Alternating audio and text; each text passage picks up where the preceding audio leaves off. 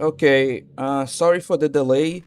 I got briefly caught up with something that I had to deal with. But don't worry, we are officially starting right now. Yeah, we are.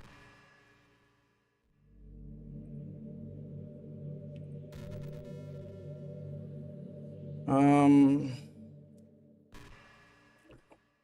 oh, yeah, okay. So I wanted to hear from you guys actually. Like, do you think that we should talk to Monica a bit before we test out that like uh thing I talked about at the beginning, right? Do you think we should talk with her a bit before that, or do you think we should go straight to testing out that theory? What do you guys think?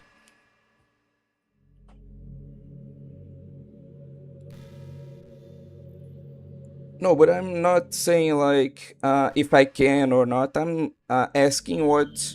Uh, okay, if Isha wants me to talk, so I will talk. What just happened? I just had an awful dream. I was hoping those would stop. Now that's just the two of us.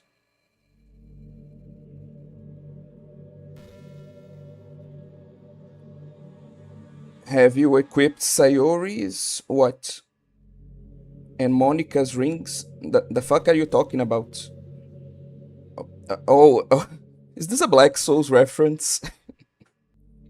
No, I haven't made covenants with either of them. Calm down. Not yet, anyway. Anyway, continuing. I guess that was wishful thinking. Lewis, I don't know if you would have any idea, but if you know what might be causing that, could you try to do something about it? Whenever it happens, it almost feels like I've been killed or something. It's a really horrible feeling. If you could figure out what's causing that, I'll love you forever. Now, where was I?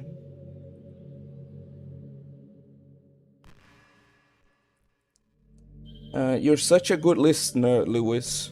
I'm guessing she's talking about the fact that I turned off the game. Like, since she is not even hiding anymore, not even bothering to be subtle about the fact that she's a fourth wall breaking character. So yeah, I guess that was a reference to me turning off the game and then coming back only a week after. I'm sorry, Monica. Though not so sorry given all the horrible shit you did. It was really funny actually because we did end on this line. Like, just as she said, "You're such a good listener," I turned off the game. Fuck you. But anyway, continuing on. I really love that about you. Sometimes I'm afraid that I'm rambling or talking about boring things. Oh, not at all, actually. Uh, Despite how horrible a person you are, all the things you talked about at this point have been really cool, actually. Makes me kinda self conscious when I'm having a conversation. But I don't feel that way with you. I don't think anyone else could make me feel that way. You really are special. I don't want anyone to tell you otherwise. Unfortunately, the only person telling me otherwise is myself. uh, anyway,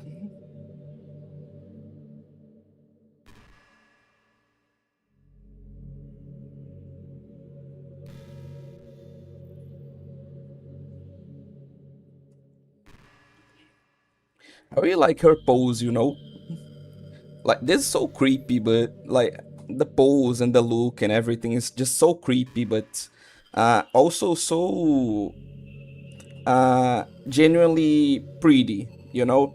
It's like a. I guess I describe it as a horrifying beauty. The artist did a fantastic job with it, in my opinion. Hey, what's your favorite game? Altered Beast Remake. I feel like you're kinda biased there. Mine is Doki Doki Literature Club. That was a joke. But if you tell me you like some other romance game better, I might get a little jealous. I mean, this isn't really a romance game, like, truly. So, I don't feel like that's very fair, Monica.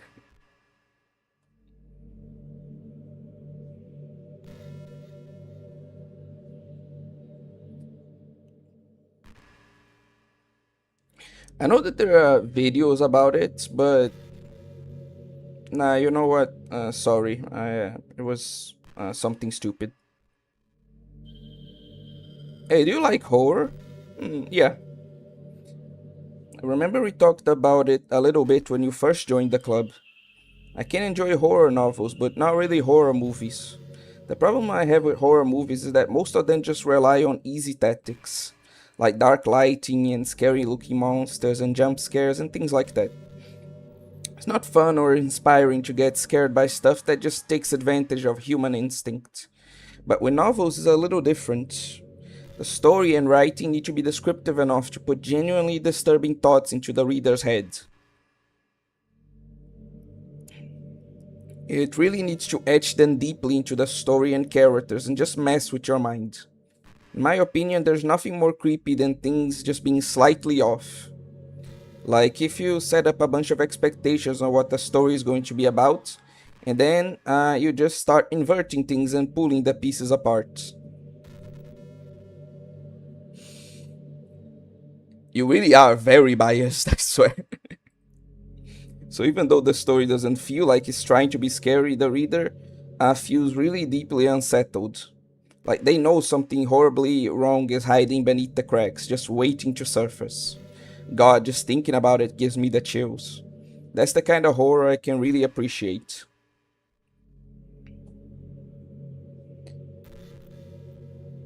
Blonde, red-eyed girls are a better trope for horror stories. Thank you, Kodokunasu. I appreciate that. uh, but I guess you're the kind of person who plays cute romance games, right? No, of course not. I totally haven't played like tons of them for the channel already. No, no, no. Even more before that. No, no, no, no. Yeah, yeah, I really like them. Don't worry. I won't make you read any horror stories anytime soon. You're making me live through one. The fuck you talking about? I can't really complain if we just stick with the romance. Are you are you this I need to hold myself back, I swear.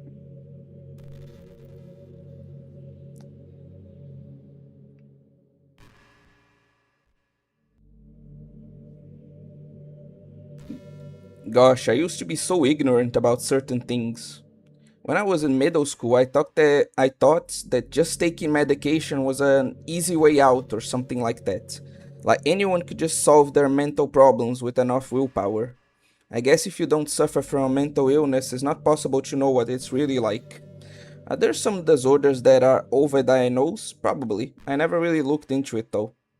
But that doesn't change the fact that a lot of them go undiagnosed too, you know? But medication aside, people even look down on seeing a mental health professional. Like, sorry that I want to learn more about my own mind, right? Everyone has all kinds of struggles and stresses, and professionals dedicate their lives to helping with those. You think it could help you become a better person? Don't be shy to consider something like that. We're on a never ending journey to improve ourselves, you know? Well, I say that, but I think you're pretty perfect already. Well, thank you, Monica. I don't know why you're out of nowhere being so kind, but thanks. But yeah, I really do think, at least for now, I've found like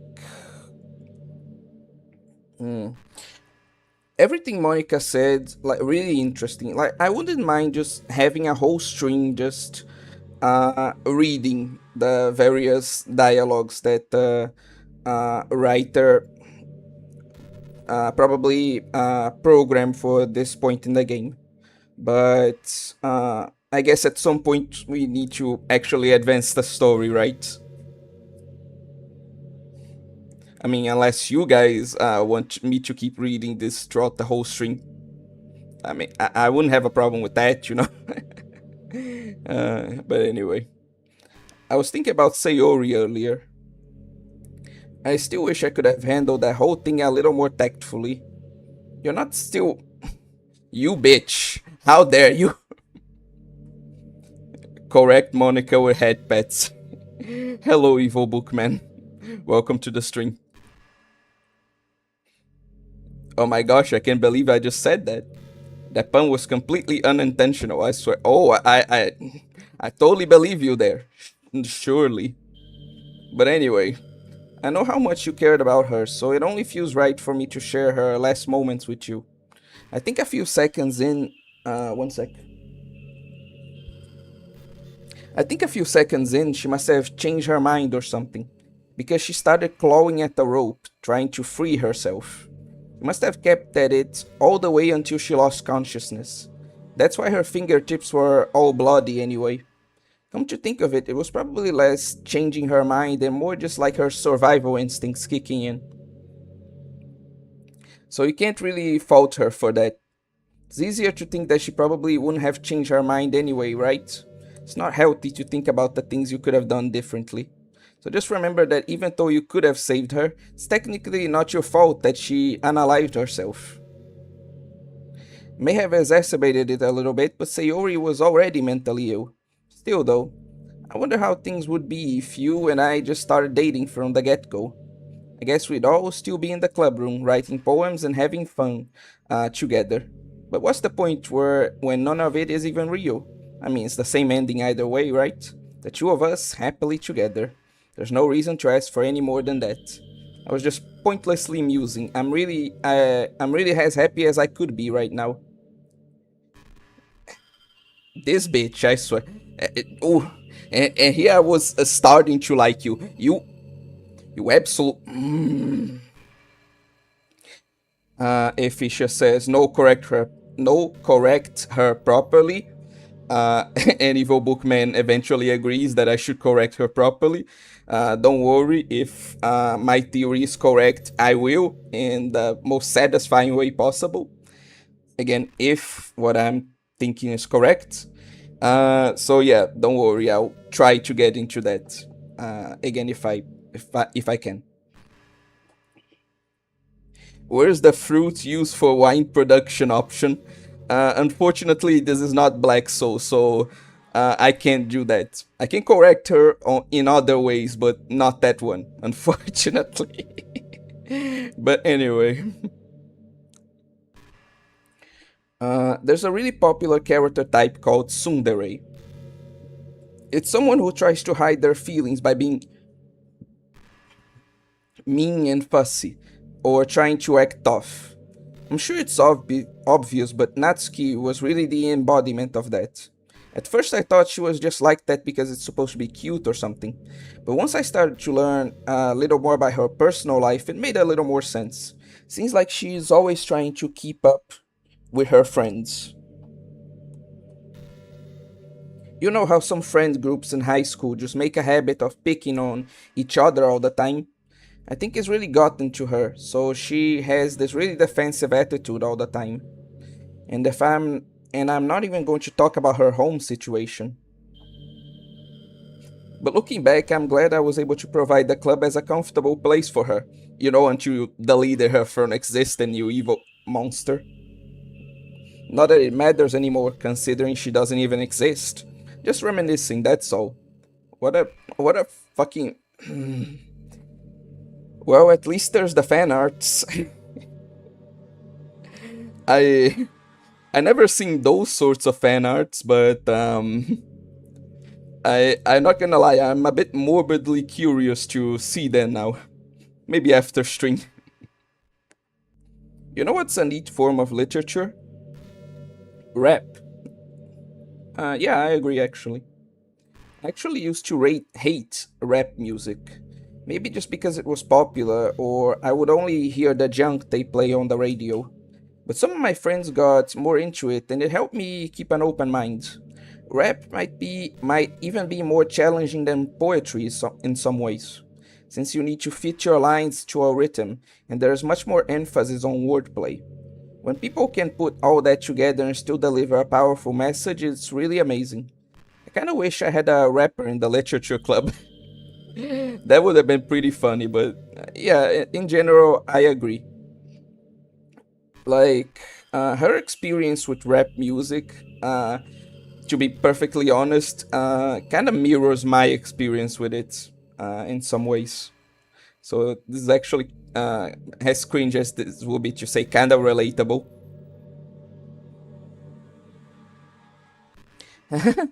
Sorry if that sounds silly, but it would be really interesting to see what they came up with. Would be really a learning experience. Oh no, she could have been a Calliope Mori fan. Now I'm not sure if I should hate her more or less. Hey, Calliope Mori is cool, come on. Most of the time.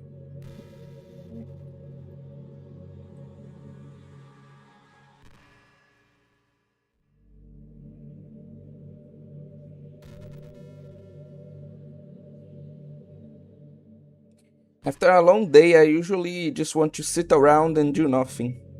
I get so burnt out having to put on smiles and be full of energy the whole day. Sometimes I just want to get right into my pajamas and watch TV on the couch while eating junk food. Feels so unbelievably good to do that on a Friday when I don't have anything pressing the next day. Sorry, I know it's not very cute of me. People don't need to be cute all the time. But a late night on the couch with you, that would be a dream come true. Wouldn't that be nice? My heart is pounding just thinking about it. It's fun to dog on her whether she spits fire or foam. Yeah, fair, fair. I can respect that.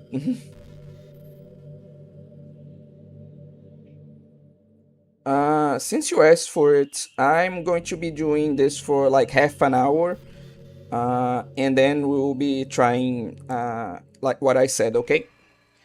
This is pretty random, but I always thought spicy food was kinda funny. Like, didn't plants evolve to be spicy to prevent them from being eaten? I read somewhere that humans are the only species that actually enjoy spicy things. It's almost like we're making fun of the plants, using their defense mechanisms to literally make our food more enjoyable. Like, imagine a monster that devours you whole because it enjoys the sensation of you struggling for your life while being digested. Sorry, that was kind of a weird analogy, I guess. No, it's perfectly fitting, actually. It's actually kind of funny to me that and this is in general for animals, as animals get more intelligent, they also get more evil. Like monkeys, for example, they don't simply kill their victims. Whenever they are fighting a human or another monkey, or even for self defense against other animals, they usually try to disable them. They don't kill them, they like gouge out their eyes, like remove their appendages, try to destroy their genitals, things like that. Like they really focus on uh, disabling other animals instead of killing them, or making their lives miserable, you know. Or dolphins too. I'm not even gonna talk about the dolphins. There's just a whole new brand of evil right there. But orcas too, for example. Orcas are pretty intelligent, and uh, it's pretty funny because orcas are actually really nice to humans. Outside of captivity, there hasn't actually been an or registered orca attack. Like they generally are actually rather gentle and friendly with humans in nature. So much that you can even like swim alongside them and they won't even mind. But with other animals, they've been shown to be quite cruel. You know, they will literally use like seals as ping pong balls to play with each other before finally killing them and devouring them alive, you know? So, yeah, animals seem to get more and more evil the more intelligent they become for some reason. And I'm not even gonna talk about humans. So, yeah, it's just interesting to think about. Intelligence and sociality are both evilness multiplier. Dolphins can be the pinnacle of evil, and ants are just a horde. Yeah. Uh, like, sociality is also another factor that, for some reason, makes animals very, very cruel. It's actually an interesting subject. I wonder if anyone studied that at this point. It just came into my head. I'm not a monster or anything, but you are so cute I could eat you up. You're definitely a monster. You don't look like it, but you definitely are. Your soul is rotten at the core, I can tell. I'm joking. Gosh, I'm amusing myself a little too much, aren't I? Sorry for being weird. Intelligence, not necessarily, but emotionality, yes. No, I think from what I've seen, it's more related to intelligence than actual emotionality. Again, I wonder if there's a study on this, on the reasons for it. But anyway, because you think that with intelligence would come self consciousness, it would come like awareness of existence, and with that, it would come an understanding, more empathic way to view things. Like that, the more intelligence you have, the more you can understand, like the pain that others suffer or that you're inflicting on others, and that would make then actually less evil. But no, for some reason, intelligence makes living species more evil, which is just kind of interesting again to think about, at least for me. I wonder if I'm able to change the music. Something a little more romantic would be nice, you know? Like a gentle piano. There has to be something like that here. Let's see. Maybe if I. Oh, geez. That wasn't it at all. Sorry, I don't really know what I'm doing. I guess I shouldn't be messing with things like that. I already broke so much stuff and deleted the other characters. Not sad about it or anything. Of course you aren't. It's not right for me to miss things that weren't even real in the first place. They were real to me! If I just focus on the present, then this is the happiest I've ever been.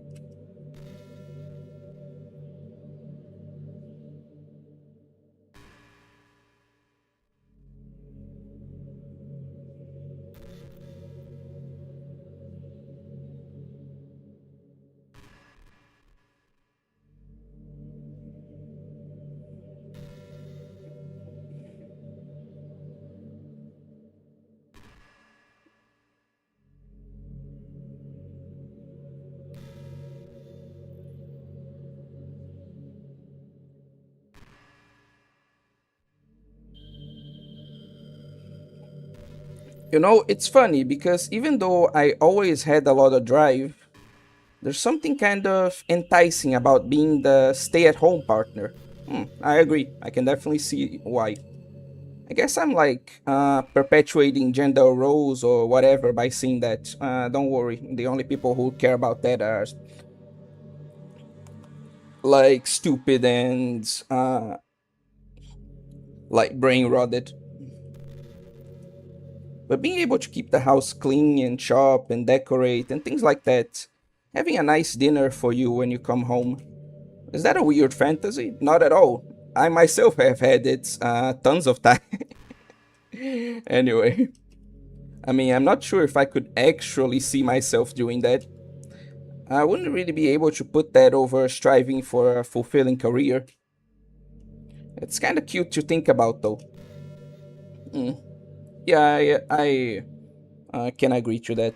I can definitely see my well no I can't because no one would ever like want to be with me, and if they did they like certainly wouldn't let me like live off of them like that. But yeah, I certainly wouldn't mind. It's my point.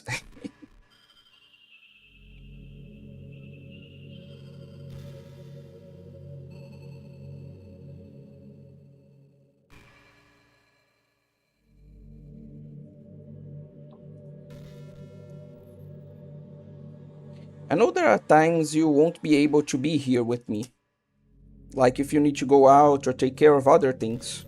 But I'll always have you in my thoughts, patiently waiting for you to come back.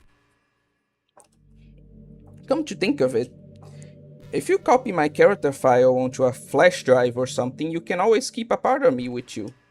I guess if it's kind of unorthodox, but I find it really romantic for some reason. Sorry, that's such a silly idea. I don't mean to be too needy or anything, but it's kinda hard when I'm so in love with you.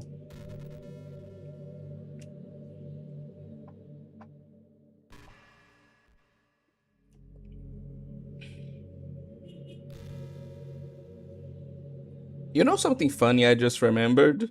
There are obviously a lot of mods for the original Doki Doki, especially. Uh, a lot of mods focusing even on this part, on the just Monica part.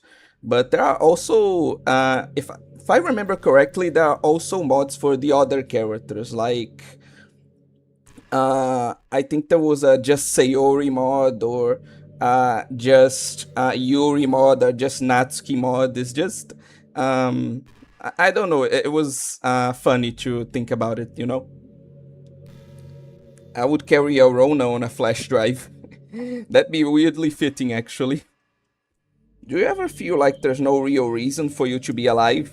Don't talk about that with me. The unalivening unalivening locker is like 3 feet away from me. I don't mean it in like a okay, okay. Then fair, fair. Also, I don't actually have one of those. That was just a joke. YouTube. I just mean how nothing that we do is special. Just being in school or working at some job for some company. It's like you're completely replaceable and the world wouldn't miss you if you were gone. Makes me really want to go and change the world after I graduate. Poor naive fool. But the older I get, the more I realize that it's an immature frame of mind. Well, at least she's self aware, I guess. It's not like I can just go change the world. Like, what are the chances that I'll be the one to invent artificial intelligence or become president? It feels like I'm never going to make up for the heaps of resources I've spent living my life. That's why I think the key to happiness is just to be hopelessly selfish. I feel like there's a like line of a philosophical line of reasoning based all around that. It's like egotism or something. Also, it makes sense for her character, especially due to, you know, just to look out for oneself and those who happen to be their friends only because they grew up with them. Never mind the fact that they're spending their entire life taking and consuming and never giving back. But when people realize the world would benefit more from than uh, unalivening themselves, they change the whole philosophy. It's like they have to justify their reason to live by tricking themselves into thinking they're doing good. Anyway, I want to live my life desperately striving to pay back my lifetime's worth of consumption. If I ever surpass that point, then I'm a net positive and I can die happy. Of course, even if I fail to do that, oh, hello, Metal Wolf. I think I would be too selfish to unalive myself anyway. So much for being a good person, right? She will never be real. Listen to a lot of what Monica has to say. Why are you like this game? Like, I just do you need to be like that? You fucking asshole. I whatever, man. Just fuck this.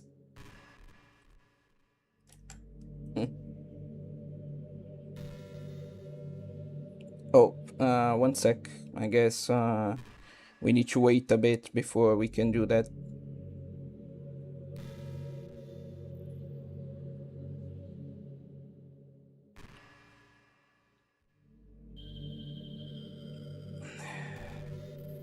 All the dialogue is so interesting. I really just want to keep reading it, but we really need to progress. So let's do that. And let's see. If I'm understanding this correctly, supposed to do that. This is that it? Yeah, there's a button here. Uh,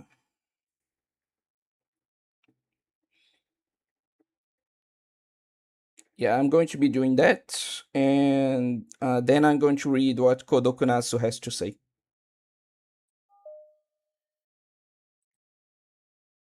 Okay, perfect. Now let's go back and see what um, changes, if anything. Well, that's certainly I certainly did not expect that, but okay. What's happening, Lewis? What's happening to me? It hurt. It hurt so much. Help me, Lewis. Please hurry and God, this is make me feel bad. Help me.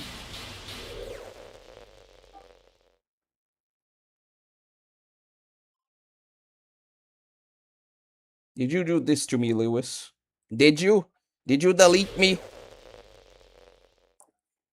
Well, unlike you, I have a conscience, so yeah, I do feel bad about that. I'm sorry. Despite all the horrible things you did, I do actually feel sorry. How could you? How could you do this to me? You are all I had left. Sacrifice everything for us to be together. Everything. I loved you so much. God, this is a stab in the heart. I trusted you. Just do you just want to torture me? Watch me suffer? Were you only pretending to be kind just to hurt me even more? Jesus Christ.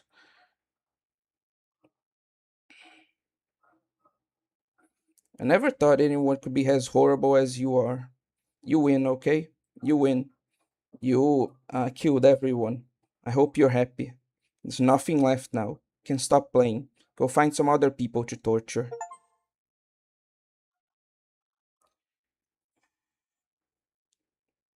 Fuck you, game. Just need to rub it in, don't you? Lewis, you completely truly make me sick. Goodbye.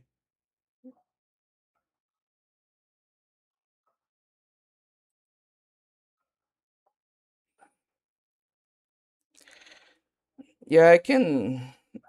Like, I get what you're going for, Efficious. She definitely deserves this happening, but still, I can't help but feel bad. I still love you. I can't help it. What's wrong with me? How horrible am I for you to hate me this much? All my friends. I did so many awful things. At least you're realizing it now, I guess. So many selfish and disgusting things. I shouldn't have done any of this. Just messing up a world that I don't even belong in. A world that you wanted to be a part of. I ruined it. I ruined everything. Maybe that's why you deleted me. Because I destroyed everything that you wanted. How could I do that to someone I love? That's not love. That's.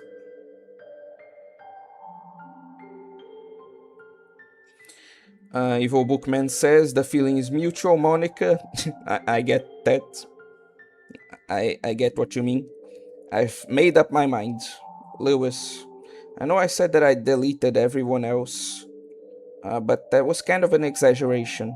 Couldn't find it in myself to do it.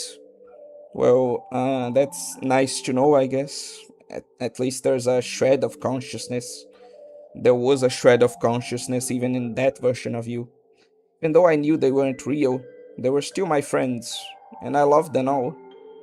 And I love the literature club. I really did love the literature club. That's why I'm going to do this. I know it's the only way for everyone to be happy. And if I really love you, then at some point self awareness is only further damning complicity. Hmm. I actually don't get what you mean by that. Like, can you explain your point there? Also,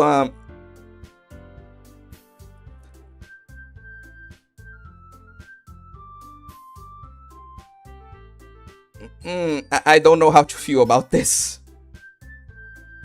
The emotions I have right now are so complicated, man. Well, let's see what she has in store now, I guess. It's an ordinary school day like any other. Well, maybe it's the whole thing of if you truly love something, let it go, or something like that. It's a pretty morbid way to interpret that saying, but as usual, I'm surrounded by couples and friend groups walking to school together. I always tell myself it's about time I meet some girls or something like that. Hey, Lewis. Well, there already is one girl. Yeah, that you constantly fumble, you fucking idiot. That girl is Sayori, my neighbor and good friend since we were children. We used to walk to school together every day, and recently we've picked up that habit once again. Lewis, are you proud of me? For what? You know, for what? Waking up on time. Well, you've been doing that for a while now. Do you need to be like this? Guess some things never change. Uh-huh. But you never even said anything about it. Even though we walk to school together every day. Well, yeah. I always thought it was implied. This bastard. It's embarrassing to say it out loud. Come on, please. It's good motivation. Fine, fine. I'm proud of you, Sayori. Finally. Was this so difficult? It's nice seeing Sayori again. I wish we didn't have to go through that whole roller coaster of emotions to do so, but hey, best girl is back. We cross the street together and make our way to school. As we draw near, the streets become increasingly speckled with other students making their daily commutes. By the way, Lewis, have you decided on a club to join yet? A club? I told you already, I'm really not... I start to say what I always do, that I'm not interested in joining any clubs. But something tells me Sayori would take more offense to that now. After all, how could I tell her that clubs are a waste of time when she's starting a club of her very own? In some ways I feel bad about this, but in some others it's kind of poetic justice, so... Actually, yeah. I think I decided on a club. Really? Which one? Tell me. I think I'll keep it a surprise. Boo, you meanie. Be patient, you'll find out soon enough. I used to ask myself why I let myself get lectured by such a carefree girl. I started to realize that in a way I envy her.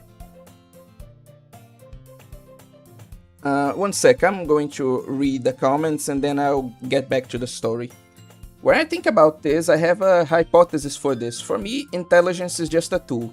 Being able to understand things on its own doesn't make you want to do unnecessary harm to others. For me, what makes more intelligent beings more cruel is that they also have more developed emotionality and the fact that they remember many events and emotions for a long time.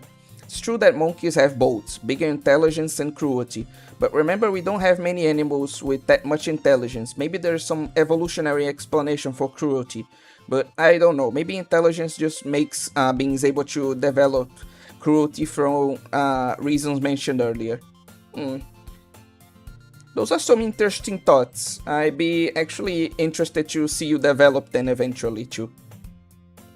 Continuing on, I'm having difficulty trying to find the words to say what I mean without likening it to the Christian concept of mortal and venial sin.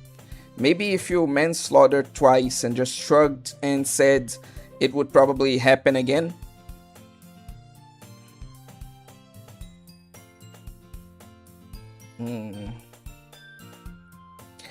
I would have to think a bit more about this, but like, I think I'm starting to get what you mean.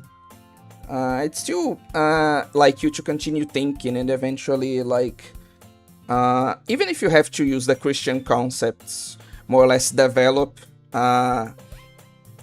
like those thoughts, that argument there.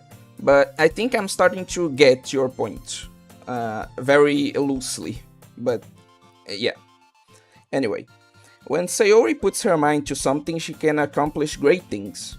So that's why I feel like I should do something special for her. Oh, protagonist is actually at least somewhat nicer on this route. Very interesting. The school day is as ordinary as ever, and is over before I know it. After I pack up my things, I stand up, gathering my motivation. Let's see. I recall the room number of the club from a flyer I saw. I walk across the school and upstairs, a section of the school I rarely visit. Before long, I find the room. I timidly open the door in front of me. Hello? Ah, Lewis? What are you doing here? Well, I glance around the room. Huh? So you the Lewis that Sayori is always talking about? Thank you for stopping by. It's a pleasure to meet you, Lewis. We're the literature club. I hope you enjoy your visit. Come on, Yuri. No need to be so formal. He's gonna think that we're really strict or something.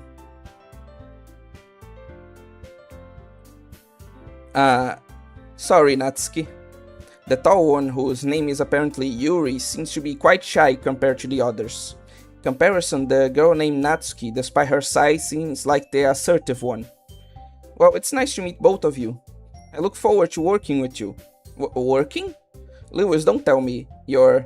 That's right. The club I decided to join is yours, Sayori. Damn! Protagonist is actually the man in this route. And I noticed that a lot of the kind of more awful or the more flawed parts of pretty much every character, even the main character, have been they're kind of subsided in this version of the game, kind of hinting at the fact that it really was like Monica who was like from the very beginning exacerbating their more negative traits in order to accomplish her plan, you know? So that's pretty interesting to notice. The literature club. Sayori's eyes light up. No way. No way! Ah! Sayori wraps her arms around me, jumping up and down. Hey. Well, if Sayori is this happy, then I'm sure it won't be so bad to have you around. Not to mention there's 4 of us now. That means we can become an officially recognized club. I don't know what to say. We have to celebrate. What an appropriate day for that, isn't it? Yeah. After all, Natsuki decided to... Hey, don't ruin the surprise. Sorry. Everyone sit down at the table, okay? How about I make some tea as well? The girls have a few desks arranged to form a table. Natsuki and Yuri walk over to the corner of the room where Natsuki grabs a wrapped tray and Yuri opens the closet. Still feeling awkward, I take a seat next to Sayori. Natsuki proudly marches back to the table, tray in hand. Okay, are you ready? Ta-da! Whoa! Natsuki lifts the foil off the tray to reveal a dozen white, fluffy cupcakes, decorated to look like little cats. The whiskers are drawn with icing, and little pieces of chocolate were used to make ears. So cute! Wow, those look amazing! Well, just hurry up and take one. Sayori grabs one first, then I follow. It's delicious. Sayori talks with her mouth full and has already managed to get icing on her face. Turn the cupcake around in my fingers, looking for the best angle to take a bite. Natsuki's quiet. Can't help but notice her sneaking glances in my direction. She waiting for me to take a bite? I finally bite down. The icing is sweet and full of flavor. I wonder if she made it herself. This is really good. Thank you, Natsuki. Well, of course it is. I'm a pro after all. There's no need to thank me or anything. As Natsuki struggles to accept the compliment, Yuri returns to the table, carrying a tea set. She carefully places a teacup in front of each of us before setting down the teapot next to the cupcake tray. You keep a whole tea set in this classroom? Don't worry, the teachers gave us permission. After all, doesn't a hot cup of tea help you enjoy a good book? I guess. Already trying to impress our new member, huh, Yuri? That's not... Insulted, Yuri looks away. I mean that, I believe you. Well, tea and reading might not be a pastime for me, but I at least enjoy tea. I'm glad. Yuri faintly smiles to herself in relief. So, Lewis, what kinds of things do you like to read? Well, considering how... Oh, hello, Miruku. Welcome to the stream. Considering how little I've read these past few years, I don't really have a good way of answering that. Manga? I mutter quietly to myself, half joking. Natsuki's head suddenly perks up. Looks like she wants to say something, but keeps quiet. Not much of a reader, I guess. Well, that can change. What am I saying? I spoke without thinking after seeing Yuri's sad smile. Anyway, what about you, Yuri? Well, let's see. Yuri traces the rim of her teacup with her finger. My favorites are usually novels that build deep and complex fantasy worlds. The level of creativity and craftsmanship behind them is amazing to me, and telling a good story in such a foreign world is equally impressive. Yuri goes on, clearly passionate about her reading. You seem so reserved and timid since the moment I walked in, but it's obvious by the way her eyes light up that she finds her comfort in the world of books, not people. But I like a lot of things. Don't feel intimidated if you don't read much, okay? I'm certain we can find something that we have in common. Hey, Yuri. Well, about, the first thing he said. Manga? That's right. Natsuki thinks to read manga in the club room. Don't just say it. For some reason, Natsuki seems embarrassed about it. Besides, manga is literature too, So if Lewis wants to read some of my manga, then don't try to stop him or anything. Natsuki, I wouldn't do such a thing. However, it could also be nice for us to diversify ourselves a little. He can take this opportunity to try something new as well. Oh my god. Monica or not, these two will bicker for the end of eternity. Wouldn't you agree, Lewis? Maybe, sensing the tension, Sayori jumps in. Fortunately, Sayori is here right now, so she can de-escalate the situation like she is good at doing. Maybe we can all try something new. I think it could be fun, and we'll all get to know each other a little better too. I mean, that's the kind of thing literature clubs do, right? I don't disagree or anything. Yeah, you're right as usual, President. Guess that means I should try picking up a novel or something, huh? Well, that would make two of us. I wouldn't mind doing it if I'm not the only one. Then as for Yuri... I have to read manga? Jeez, you were the one who suggested we diversify. Yep. Caught you there, Yuri. You should be a little more open-minded. It's kinda hurtful. Hurtful? I didn't realize... With a guilty expression, Yuri thinks to herself. I'm sorry for disrespecting your interests, Natsuki. If you're into it, then I'm sure it's a worthy form of literature. Are you just saying that? No, I realize my error. So if you're willing to consider starting a novel, then I'll offer my gratitude by finding a manga to read as well. Really? I mean, yeah, they're definitely nicer to each other on this route, despite the bickering. It's not just against Sayori being here. It's nice to see, honestly. She got baited, yeah, definitely. It makes me happy that you do that for me, Yuri.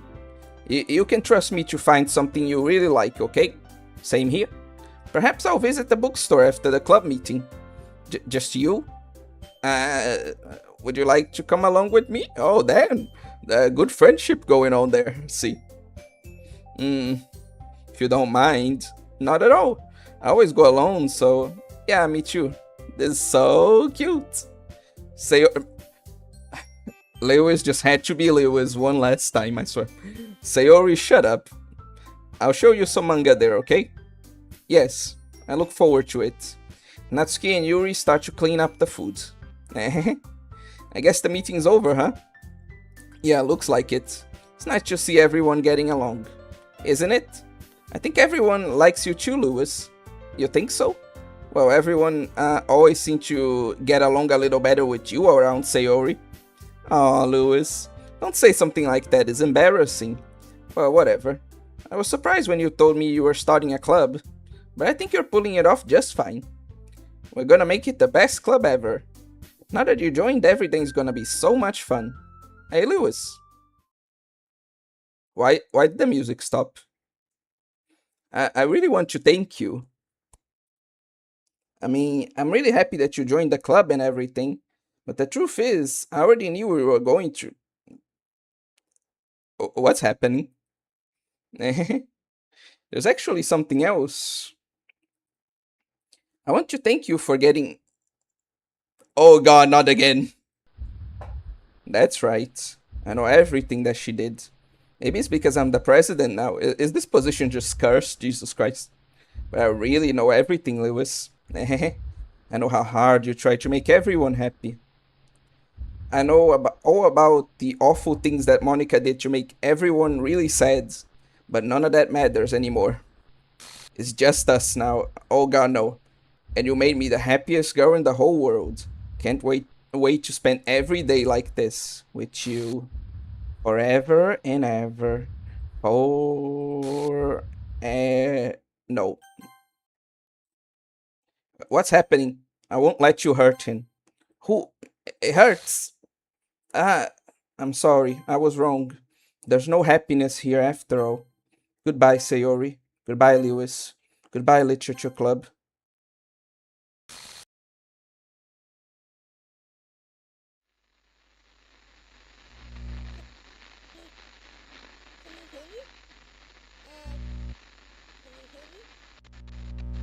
Can you hear me? Hi, it's me.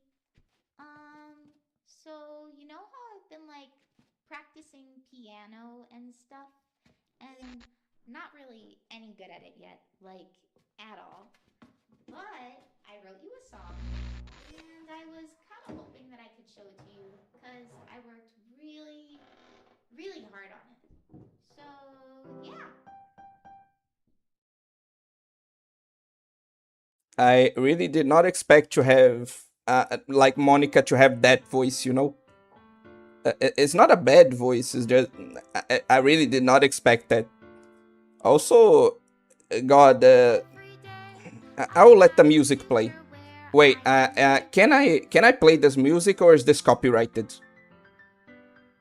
In my hand is a pen that will write a poem of me and you. The ink flows down into a dark puddle. Just move your hand right the way into his heart. But in this world of infinite choices, what will it take just to find that special day? What will it take just to find that special day? Well, wasn't that a depressive. Oh, free copyright, thank God. Okay, my channel's safe. Everybody a fun assignment to do today. When you're here, everything that we do is fun for them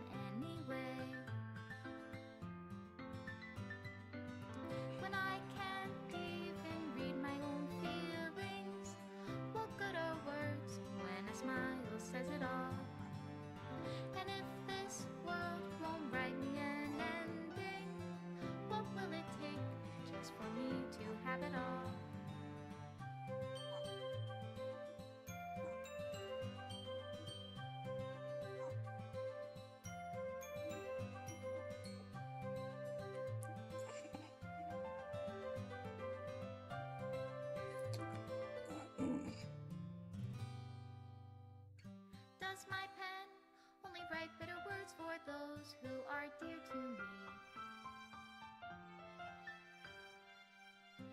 Is it love if I take your is it love if I set you free?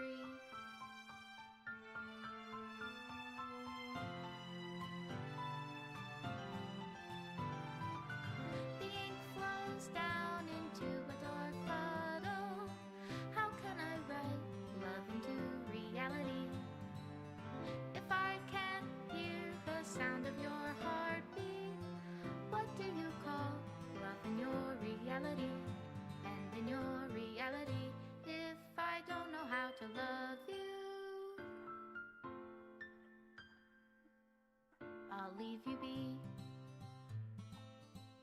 God, what a depressing ending, man. Sorry I didn't say anything.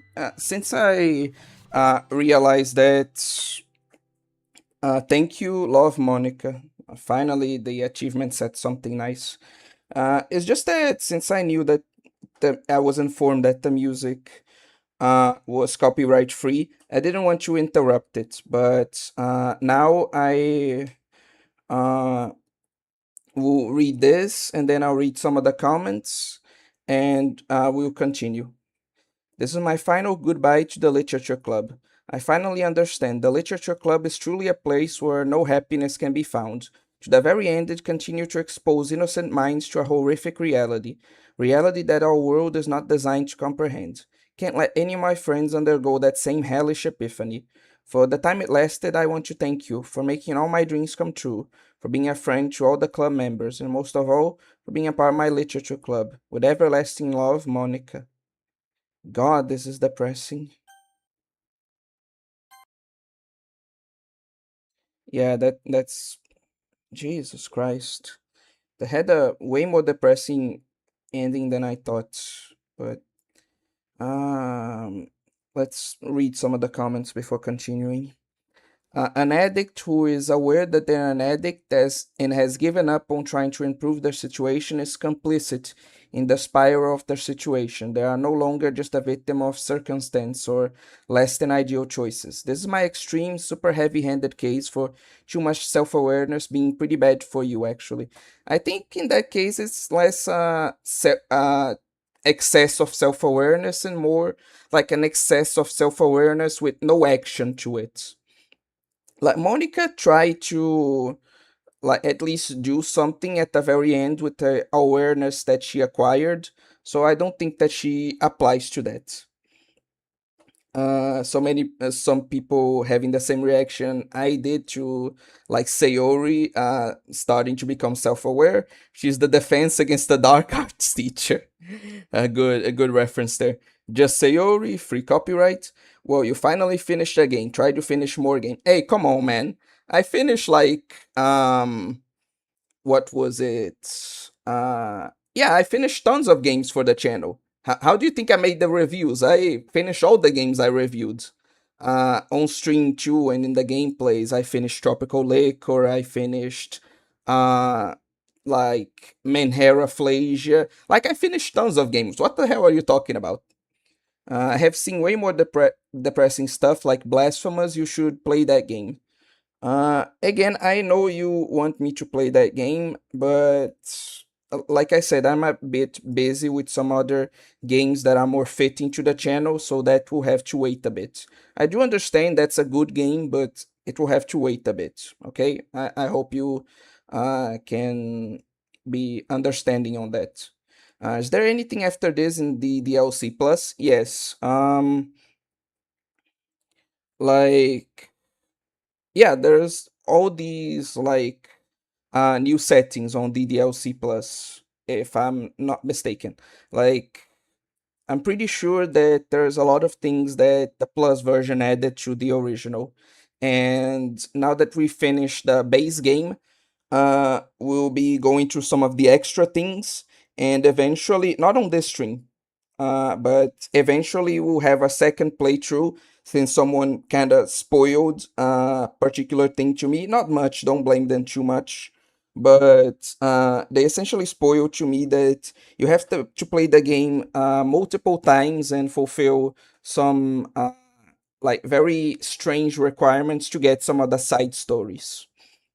So I'll be doing that in the background, like out of stream, in order to experience the side stories with you. And I'll be doing a whole other like DDLC playthrough for the channel where we'll go through the various like abstract requirements that he uh, instructed me to do in order to get the good ending that isn't as depressing, you know?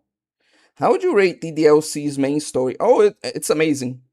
Like, it was a roller coaster of emotions that, like, it was very successful at what it was trying to do. It's the best way I can describe it. Like everything the game wanted to tell me, everything the game kind of wanted to discuss and make me feel, it did. So it definitely is a masterpiece in terms of execution of its premise. It's very good. I really liked it. That's what I mean. I've seen more scary stuff like snuff films from Manhunt. That series is a lot of messed up than I actually remember. I don't think you should play it though. Oh, I seen Manhunt. And yeah, it's really it really is pretty disturbing. I'll agree with you there. Let's start with music. Oh, this is just a playlist for all the game's OST. Cool, but not too interesting. There are some cute pictures here. I'm guessing these are a few interesting wallpapers that we can use for this background here. A lot of them very cute.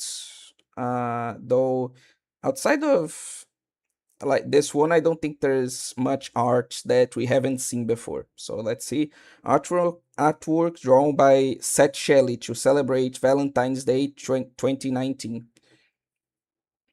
Oh, so there's fan art included in this game. That's pretty cool. Love it when games do that actually. uh, Natsuki being shipped with her cookie because, of course, there are quite a few people that ship. No, not Natsuki. Sayori being shipped with the cookie. God damn it. There are quite a few people that ship Sayori. No, fucking. God damn it. Natsuki and Yuri. And I'm guessing it's kind of exclusively due to that scene at the end, the final route, that kind of gives those vibes. I'm guessing that's why. And obviously, Monica can only be shipped with the protagonist because anything else wouldn't make sense. Here we have all the poems that we unlocked. Yeah, I'm guessing this is all just the various CGs that we unlocked. And the more of them that we unlock, the more will be added here. I'm guessing these are the CGs for like some of the other characters, like Natsuki and Yuri, for example. And these are probably the CGs from the side stories. Secrets, yeah, I don't know what this is about. Backgrounds. Oh, this is interesting. Some sketches. Uh, like that they probably that I unlocked that they probably used when they were developing the game. A concept sketch of the complete cast drawn by Kagefumi. Pretty cool.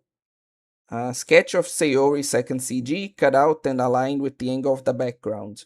Because the backgrounds were first rendered in 3D, some fine adjustments were required to make sure the 2D drawing of the character fits seamlessly into the perspective of the scene. That's really cool. I really like it when games in general and VN especially have these sorts of extra content that talks about the like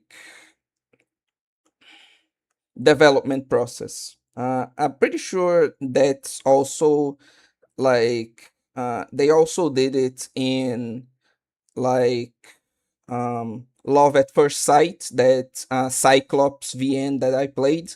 There were some really cool extras of the sort, and I really like it when they do that in general. What's a CG? I don't know what the term stands for, but it's essentially these kind of very detailed images. like very detailed, unique images in like VNs and such. A sketch of Sayori's initial character design, drawn by David Evelyn.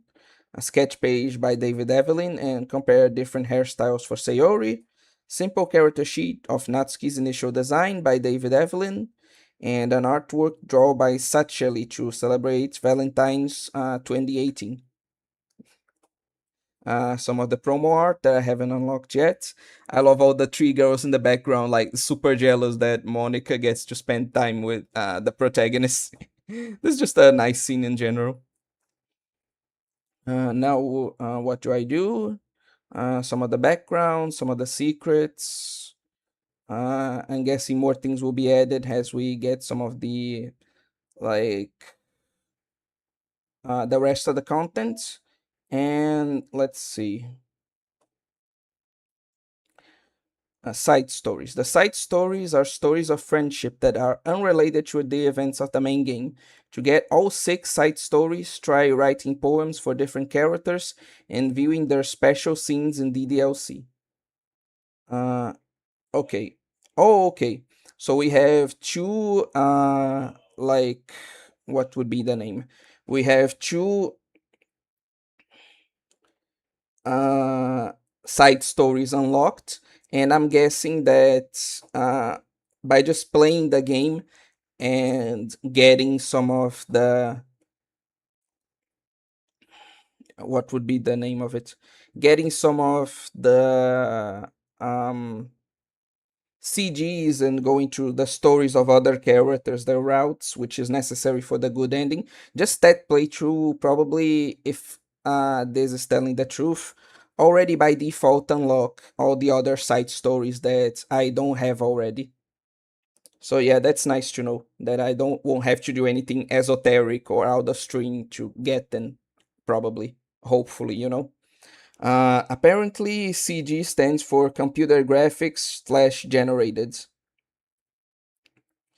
Okay. A ship where they fight about height and boob size. Uh, yeah, that'd be pretty funny. I'm so cooked, man. I thought that sketch was Sayori petrified. That's pretty out there, I'll say. Hey, by the way, are you going to play the DLCs? What are you talking about? What DLCs? I thought the DDLC Plus version came with all the content. Is there DLC for this game? I don't get where he's coming from.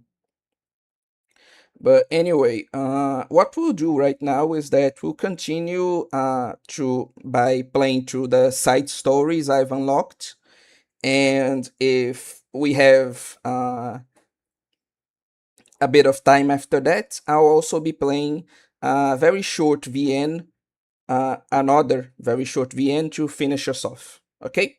For now, let's start with the side stories. And if you're wondering, I'll just play these two that I've unlocked for now, and I'll play the rest of them after getting the after the second playthrough, when I get the good ending, and then we'll go through the rest of the like other side stories I'll hopefully unlock by that point. So that's how we are going to do things, and that's why we're going to finish off with those.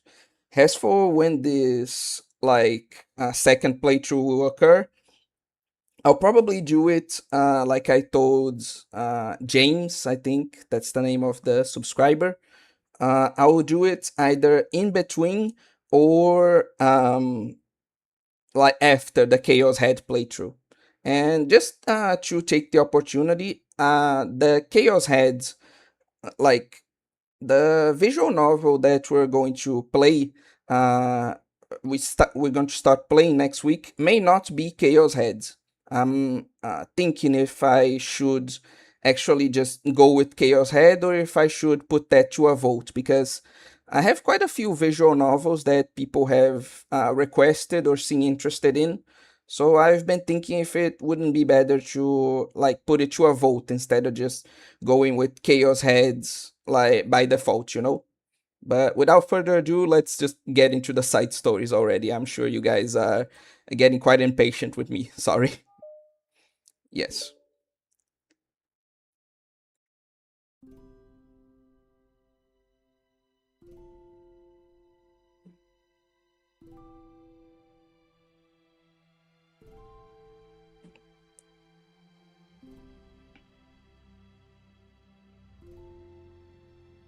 Oh, that's a CG we haven't seen before, I think.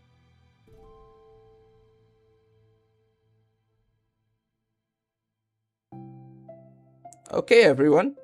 The literature club is starting. Let's all have a seat and take attendance, okay? I missed the debate club.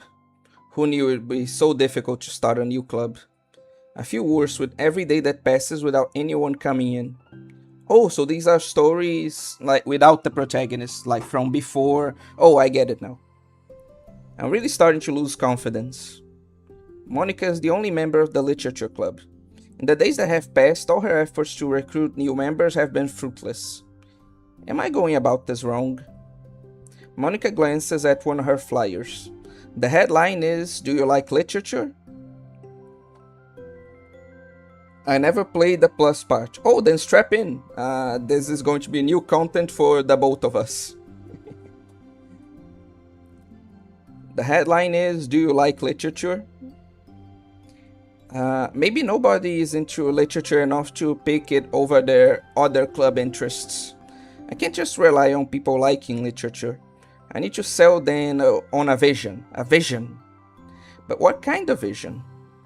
Monica rests her head on her desk, deep in thoughts. But before she realizes it, the recent nights of staying up too late start to catch up to her. So quiet, and the noise of the air conditioner is so soothing.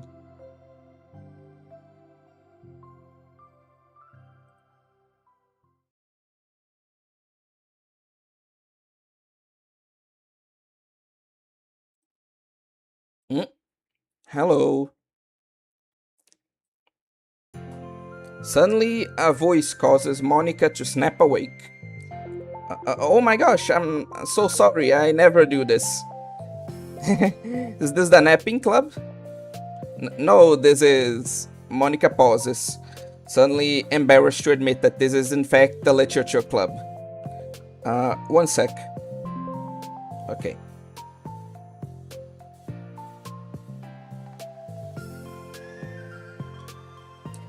This is the literature club. Yay, I thought I got it wrong for a sec. I'm super sorry. It was like so unprofessional of me to do that. Don't apologize, I do that all the time. Oh. Did I miss the club meeting? Where is everybody? Well, about that, this is everybody. Really? Just you? But we're getting more members. I'm working really hard on it. Hold on a sec. If it's just you, that means I get to be vice president.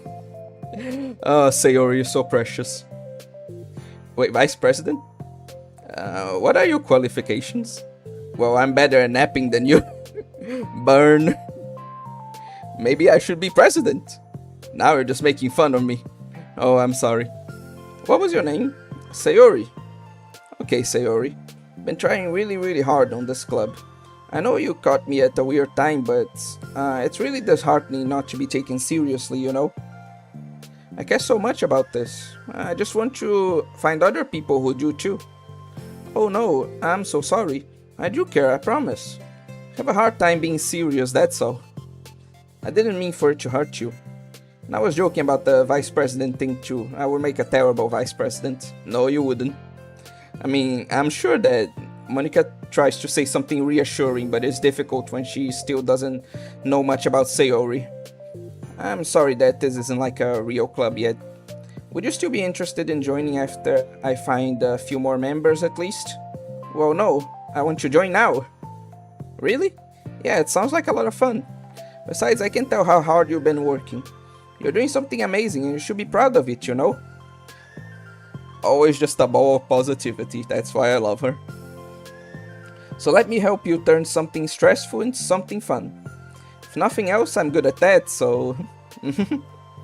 Honestly, how could I possibly say no to that? That's really sweet of you, Sayori. Oh, I'm Monica, by the way. Monica! That's such a cool name.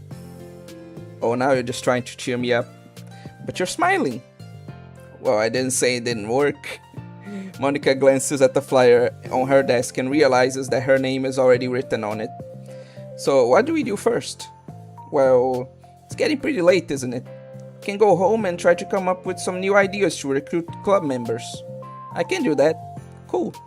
And I think I need to put some more thought into my vision for the club. You know, like a mission. My mission is to make everyone happy. Yeah, something like that. I need to think about it. Hey, do you like hugs? I guess so. Sayori suddenly pulls Monica into a friendly hug. Then let's go. Some people can just really use a hug sometimes. Besides, Sayori whispers loudly. Hug energy is what keeps me at my best. Hug energy? Monica laughs. Though Sayori is very different from her, Monica feels her spirits lifted. Maybe it's just because she finally found another club member. But, well, I'm looking forward to tomorrow then. It will be fun. Yeah, I'm excited. Gonna think really hard tonight about how to get more people. Me too.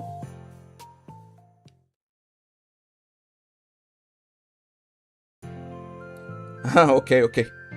I knew that these were short. I didn't think it would be that short. Okay. A day passes and the time comes for the literature club, Monica and Sayori, to reconvene. As president, Monica ensures that she is the first to arrive to the clubroom. But she finds herself waiting longer than expected for Sayori.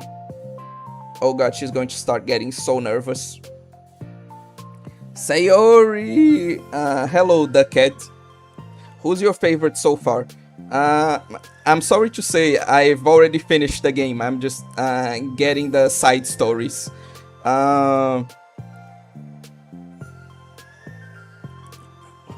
Who would be? Yeah, I think it's Sayori. Like, maybe I'm pretty biased because I went through her route, but she's the one I like the most, honestly. So yeah, you can imagine that scene was quite a stab to the heart. They all have Japanese leaning names. Of course, Monica is going to stand out. That's a fair point, honestly. It's been 10 minutes already. Maybe Sayori changed her mind about joining? No, that can't be. She was so excited yesterday. But I'm getting kinda worried. Suddenly, Sayori comes bounding through the door. Her hands, she's holding a sheet of paper. Sorry I'm late, I'm here. It's okay, welcome back. And Sayori spins over to Monica and deposits the sheet on Monica's desk. Oh, what's this? Take my hand, take me forward. Take me to your dreamland. Caution me to watch my steps, so I can't look back at my footprints. Climb the stairs ahead of me. While I look up to you, the more I look forward, the more I look up, the more I can land to you. If you can trust me to follow your pace, I'll trust you to set it. If you can trust me to lend you a smile, I'll trust you to return it. Take my hand, take me forward, take me to your dreamland. What a nice poem. Hey, this is really good. You wrote this, Sayori? Of course. Wait, no, that's the wrong side of the paper. Huh? I wasn't ready to share that yet, I'm so embarrassed. Monica flips over the paper. Written on the other side is a list of ideas for recruiting new club members. Sayori's happy thoughts. Hey guys, what's going on right now? Oh, you missed quite a lot, I'm sorry. I finished the game, and now I'm going through the side stories. Well, the ones I unlocked anyway. Oh, so this is what you meant to show me. But I'm curious now, do you write poetry often? I do, but I'm sure not going anywhere near as good as it as you are. Really? I'm actually terrible at writing poetry. I never written anything I was happy with. Like, I always read it again a week after I write it, and I'm like, wow, this is so stupid. I don't know. It's like the dramatic version of me doesn't agree with the person I want myself to be, or something like that. Aww. You should have more confidence in yourself. You're the literature club president. I guess you're not wrong there. I need to, like, set a good example or whatever. I can envision the club doing something like that. Doing what? Like sharing poems we write and stuff like that. Oh yeah, I would love that. Such a good way to learn about other people. Like, we have so many emotions that we can't express to other people usually. But you can tell when it's a poem, right? Yeah, I think that's helping me form a more cohesive vision for the club. So I'm glad you showed me, well, even though it was by accident. Me too. Felt embarrassed at first, but now it feels kinda good that someone else read it. I'll try to show you more of them in the future. I love that. Oh geez, I'm getting distracted. You want to go over this recruitment brainstorming together? My brainstormed so hard. Oh god, she was a zoomer before zoomers were a thing. It was like a brain hurricane. My brain is a natural disaster. Jesus, Sayori. Sayori, that's terrible. Anyway, let's take a look at the list. Make cupcakes. I was hungry. But it's a good idea, isn't it? Let me think about this. I mean, when would we have the chance to give people cupcakes? Like when they come into the club. What if we said we had free cupcakes on the flyers? I'm like kinda worried that would bring in the wrong kinds of people. Wrong kinds? People who just come for the cupcakes and then leave. Yeah, that's pretty valid of you, Monica. Like, that's really thinking ahead. Oh, nobody would do that. Oh, precious little cinnamon roll, Sayori. You keep being this innocent. That would be mean. But, I want to find people who are really into literature. Even if they don't know it yet. Let's see, the next thing on the list. Hunt for people reading books. I don't think I get it. Like, going around the school and finding people who are reading books, Like in the morning or during lunch. And we'll tell them to check out the literature club. Well, the problem with that is, like, wouldn't most people reading books just be doing it for an assignment or something? Then Monica is thinking, like, far ahead.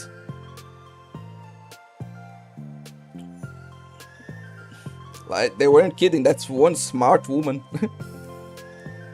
How would we know if they're just reading for fun? Well, we could ask then, but then we'd be bothering people who are trying to do schoolwork. I didn't think about that part, I'm sorry. Hey, don't apologize. You're coming up with a lot more things than I can. Oh, your next idea is to hand out flyers rather than just put them up on the wall. I definitely like to start doing that. I'm useful. Never said you weren't. I just need to think, what would we tell people when handing them out? I don't want to just be like, join the literature club. Bye, Fisher. Have a good night. Let's figure out how we can better engage people. What if you told them about the club activities and stuff? What club activities? Yeah, I guess it's supposed to be my job to come up with that, right? A vision for the club. Okay, Sayori, pretend you're a normal person first. I know what you meant, but then, Monica. Wait, I didn't mean it like that. Like a random passerby who's getting a flyer. How would you react to the idea of the literature club? Probably like, literature is stupid. I'm joining the anime club. She and the protagonist are definitely meant to be. What the heck? Sorry, I was just thinking of a friend of mine. Okay, what if I said that we, like, do group reading and discuss it together? I would probably nap through that. That's you, Sayori. Yeah, but that doesn't really sound fun to most people anyway. We really need to catch their interest, This sucks. Why is this so hard? I ask myself that every day. Monica, don't be sad. What do you like about literature, Sayori? Me? Well, kind of what I said about the poem earlier. I think it gives you the chance to express yourself. Like, express yourself in ways you can't normally do. One sec.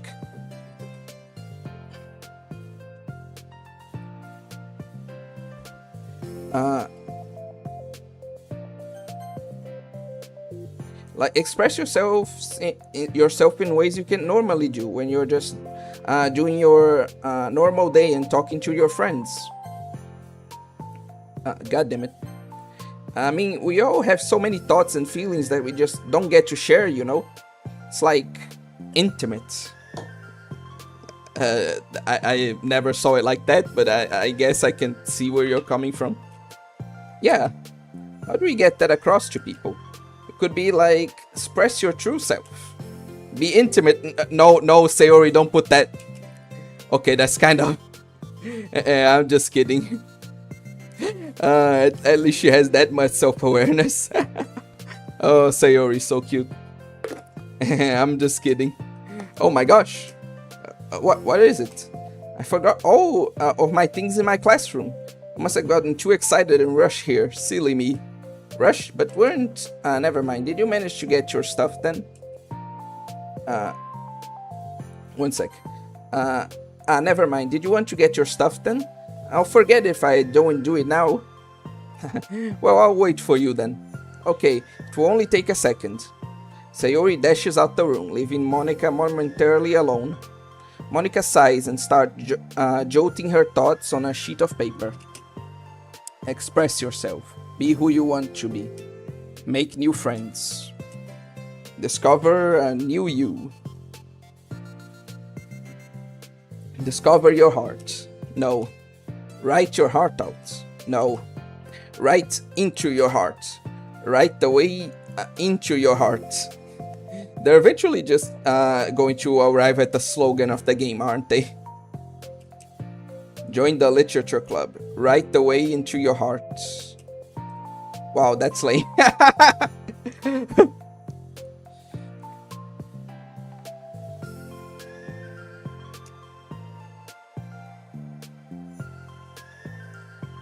Monika! Huh? You startled me. Sorry, but it's something important. On the way to my classroom, there was a girl reading a book. Reading a book? Let's hurry and recruit her.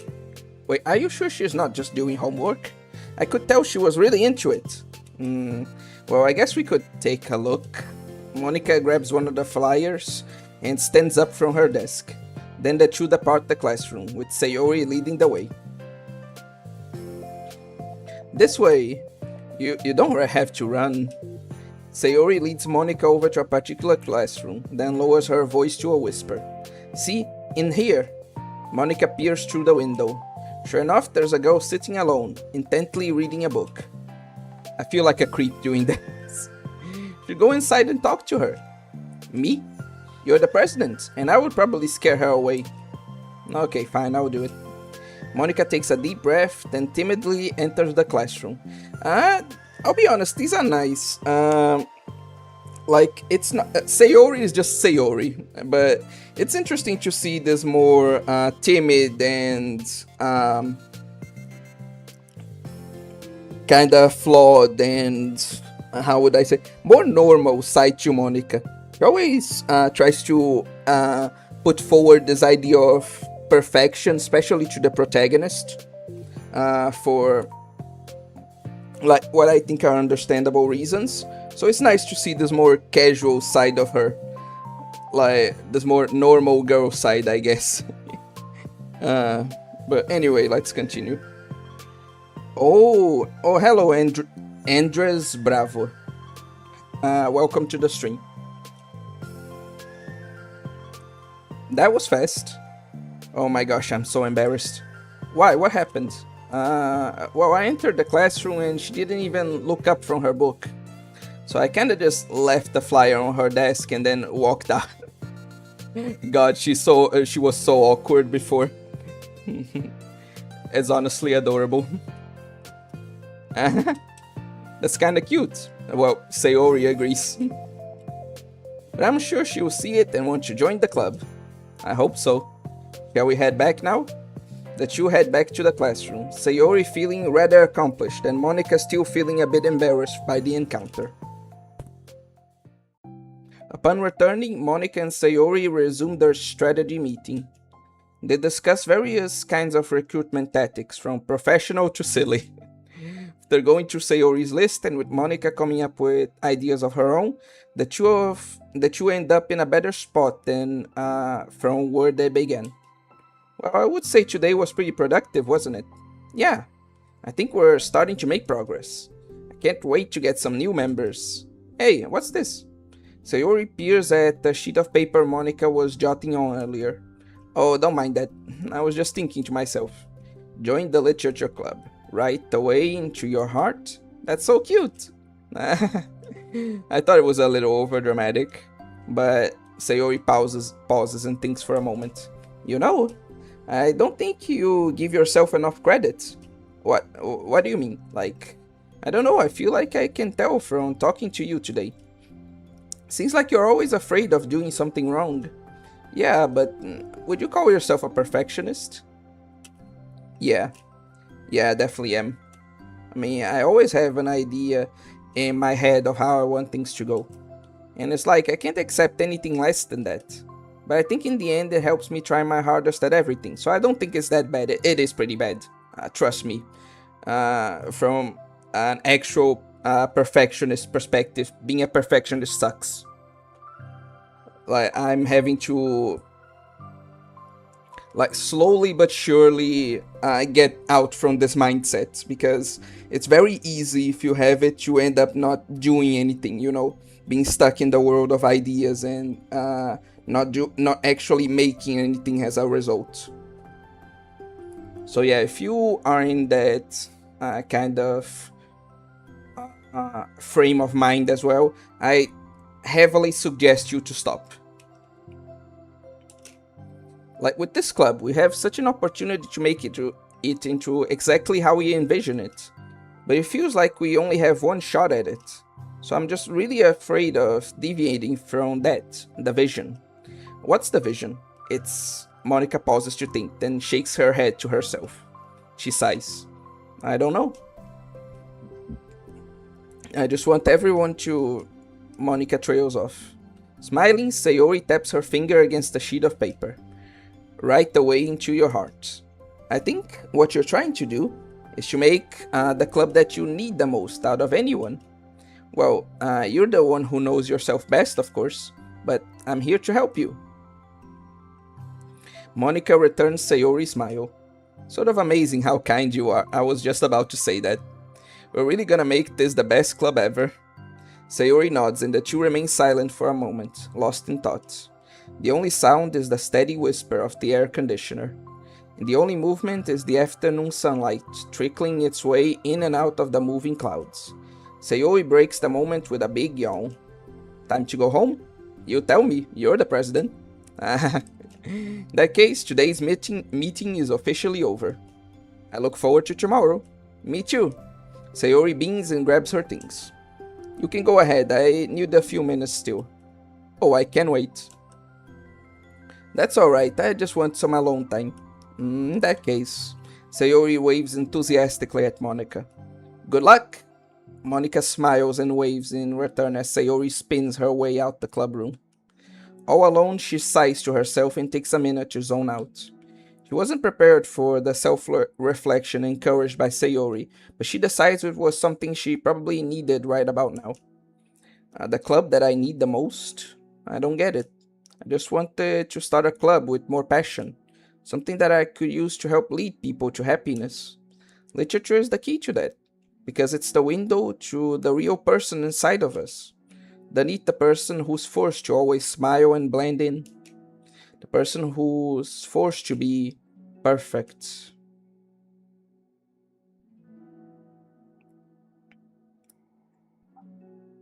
Then I really didn't think they go these routes like in exploring Monica's character, but it's a really good thing that they're doing. Like I'm genuinely impressed by it. Like I already knew because someone spoiled it to me that the side stories were more about getting a deeper look into the characters, and that's definitely happening with Monica, especially on this one. I'm learning a lot more about and getting a much better opinion of her now. That's for sure. Hmm? Monica suddenly notices a folder on the floor by her desk. Did Sayori leave this behind? I hope it doesn't have her homework in it. Worried, Monica opens the folder to check. Poems. It's a folder of poems. One sec.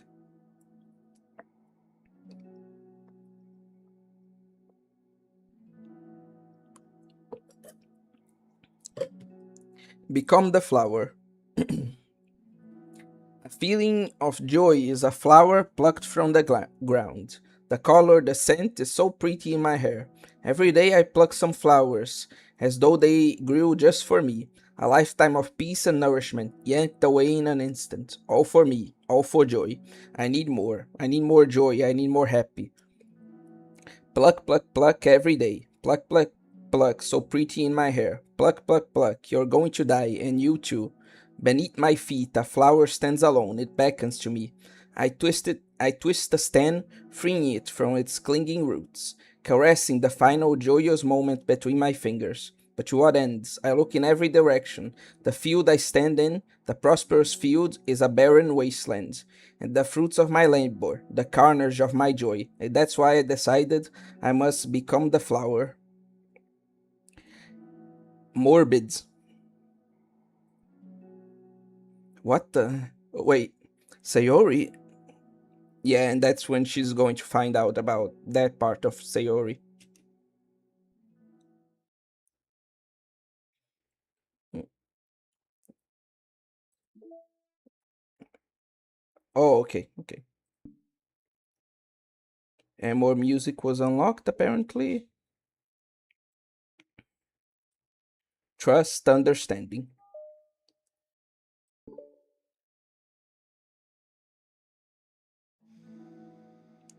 Another day passes in a flash, and it's already time for the next club meeting. Although Monica should have come up with a plan for today's club tasks, she hasn't been able to shake her guilt and anxiety after reading Sayori's poem. I'm so stupid. How did I let myself be the center of attention? Sayori is going through all these kinds of feelings, and I'm letting her comfort me instead of the other way around. I mean, you two need help from each other in your own way, so I don't blame you. What kind of club president does that? This whole time I didn't think to ask her about her own feelings. So much for the stupid vision.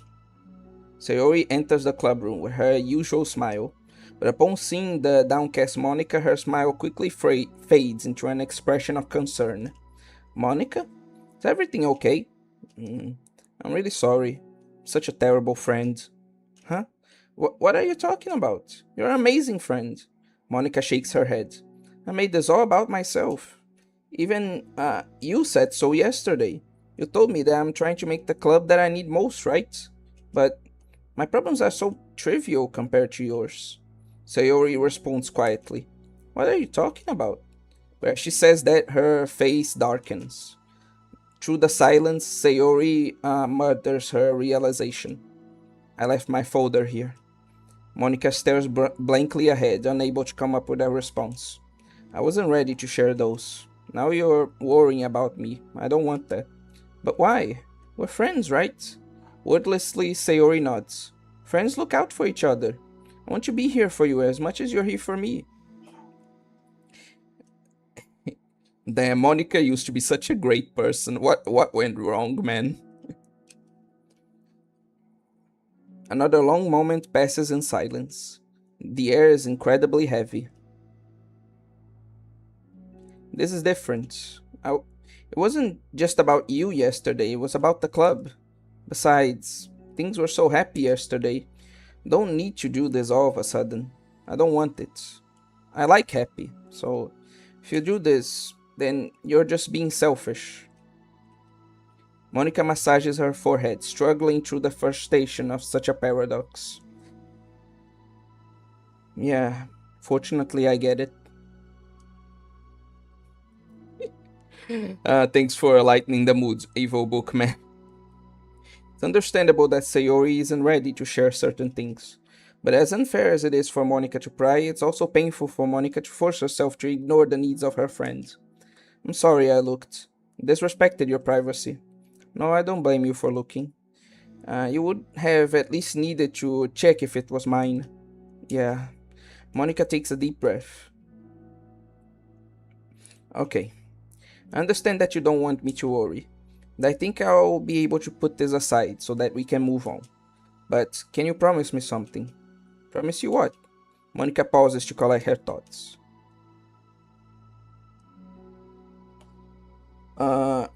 Oh, hello, Ludmila's son, the Pounder. Welcome to the stream. It's the first time I see you here, actually. Welcome. This is the literature club. It's a place where people can express themselves in the way that life normally doesn't allow them to. That's the vision. In fact, it's our vision. Right away into your heart or whatever. So I just want you to promise that you'll remember that too. Doesn't have to be right now, but I want to be here for you when you need it. I want us to be ourselves like that. Sayori smiles gently. I promise if you promise. Unable to help it, Monica returns Sayori's smile. I promise. Me too. What nice friends, man. It's really warming my heart.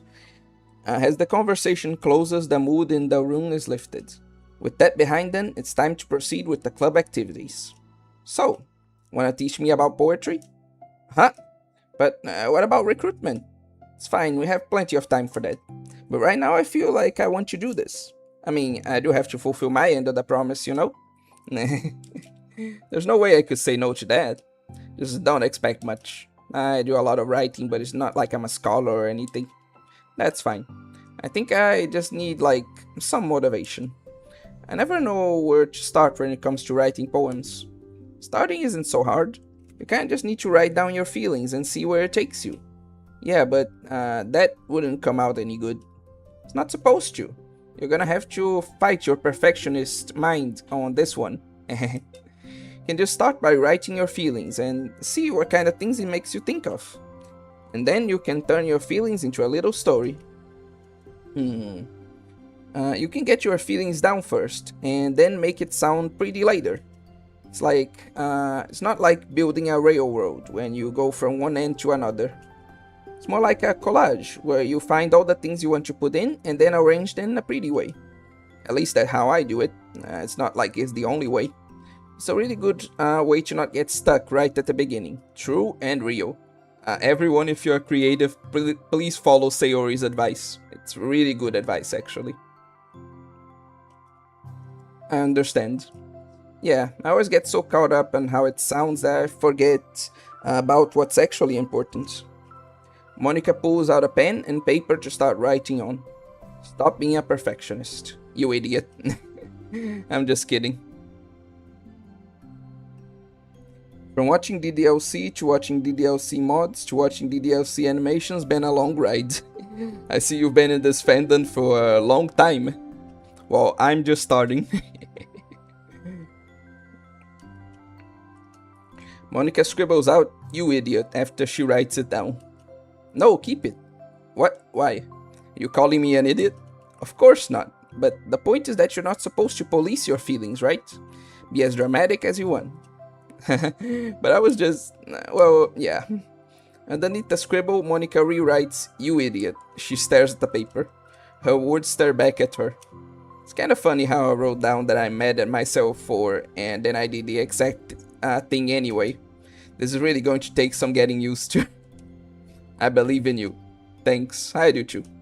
Me, I mean. But also you, of course. God, she's so awkward. I love this part of her.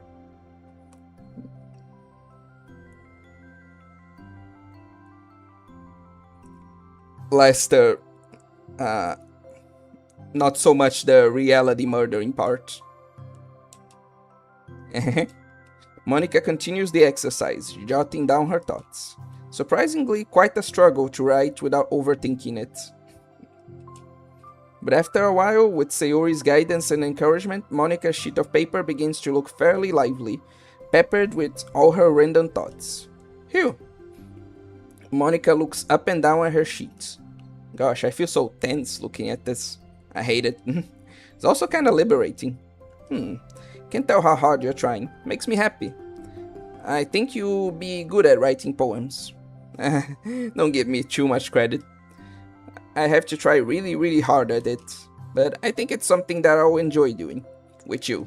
Sayori Beans. I'll stop here, but we still have time. Let's try to work on a new flyer for the club. I won't be so picky about the language. Yay, let's do it.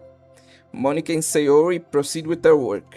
With each passing day, the two of them become more confident in the club. Not simply from their recruitment planning, but from their vision as well. As their bond strengthens, so does the essence of the literature club. Finally, they begin to truly feel it's only a matter of time before they find more members.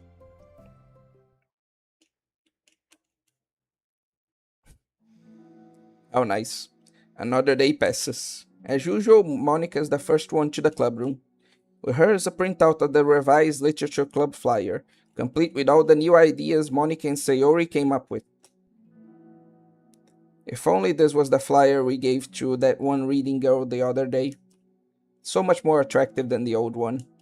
But the new catchphrase is featured clearly in the center of the flyer. Write the way into your hearts. Surely, common sense would say that one writes from the heart, not into the heart. But the message being delivered is that one can use writing to discover themselves. Hopefully, Monica and Sayori had thought that it would be enough to garner some curiosity from students. Why do I feel so tense looking at this? Monica thinks back to the previous meeting, where she performed the writing exercise. Was I always this bad at expressing myself? How am I supposed to be president if I can't even demonstrate what the club is supposed to be about? The literature club is truly beginning to take form, but with that the weight on Monica's shoulders only becomes heavier. The bait club was always about rigid structure, formulating airtight points and counterpoints and delivering them with conviction. It was about the person on the outside. That's why Monica was so good at it. It existed entirely within her realm of comfort. It's suffocating. Need to break through this mental wall. Need to learn to express myself, for real. Monica pulls out a sheet of paper and grabs her pen. She presses the tip of her pen firmly against the paper. But her hand doesn't move. Instead, a tiny blot of ink collects around the tip of her pen. It's nice seeing that after the main game, since she does make this analogy for the protagonist. It's nice to see like her learning the lesson that she would go on to teach later. It's cool. Monica lifts her pen and stares at the little blotch. For some reason, she feels compelled to run her finger across it. She does so, the black ink smears across the paper, ruining Monica's canvas.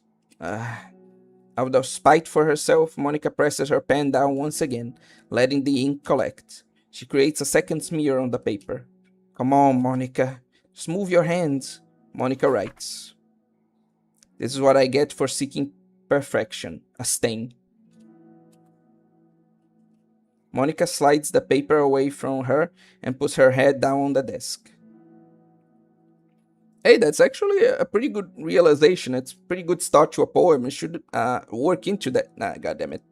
The air conditioner sings louder today. I'm here. Hi. Monica hears Sayori approaching her desk, then stops for a second, probably reading the piece of paper. Then she sits down in the adjacent desk. Bad day? Mm-hmm.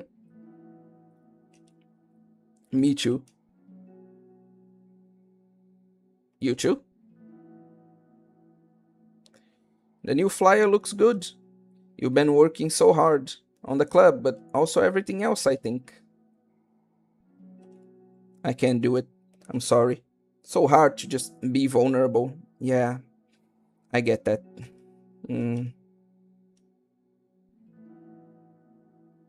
Well, not really. I've always been kind of an open book as a person. So sorry for just saying that. I actually don't understand it really from like a personal perspective. I'm pretty much the like I relate to her on some things, especially the person I was with the whole perfectionism thing and whatever.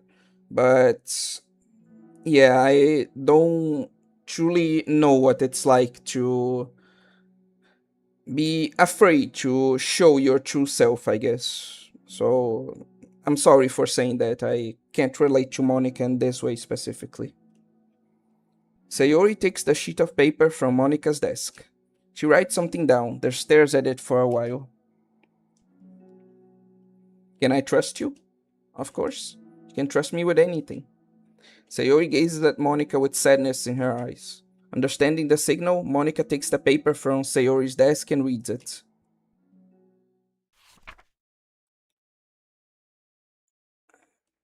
I can't read that for you too, but you get the point. Sayori,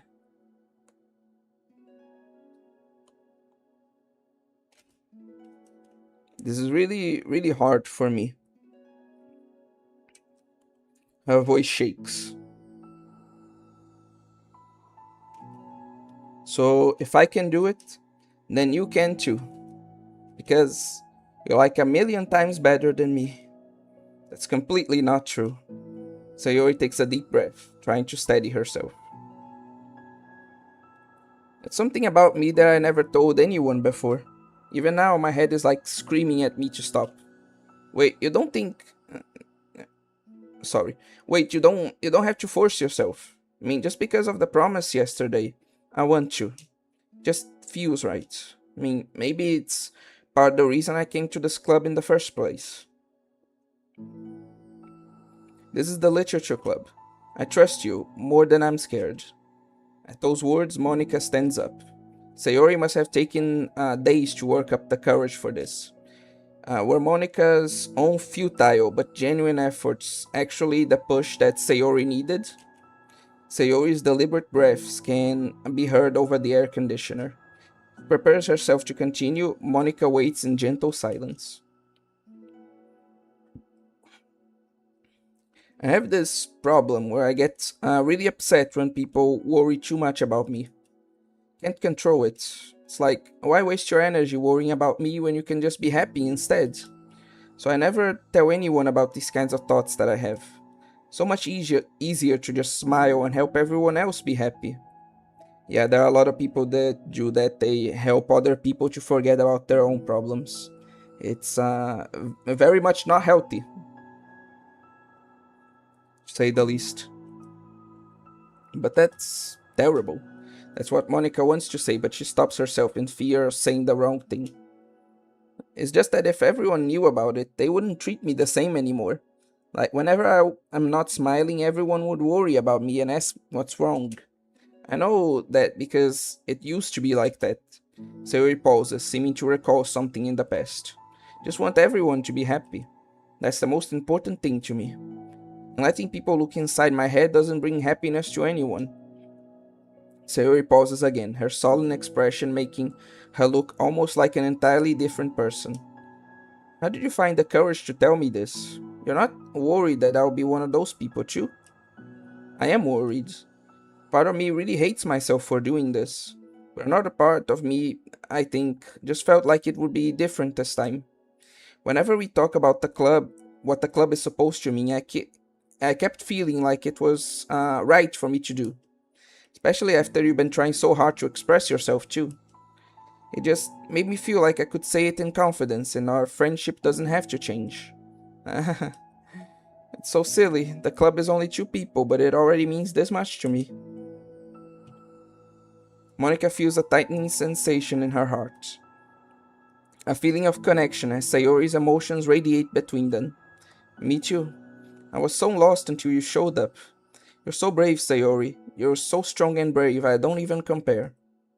Monica steps forward, but if nothing else, I can at least offer you some hug energy. If you like.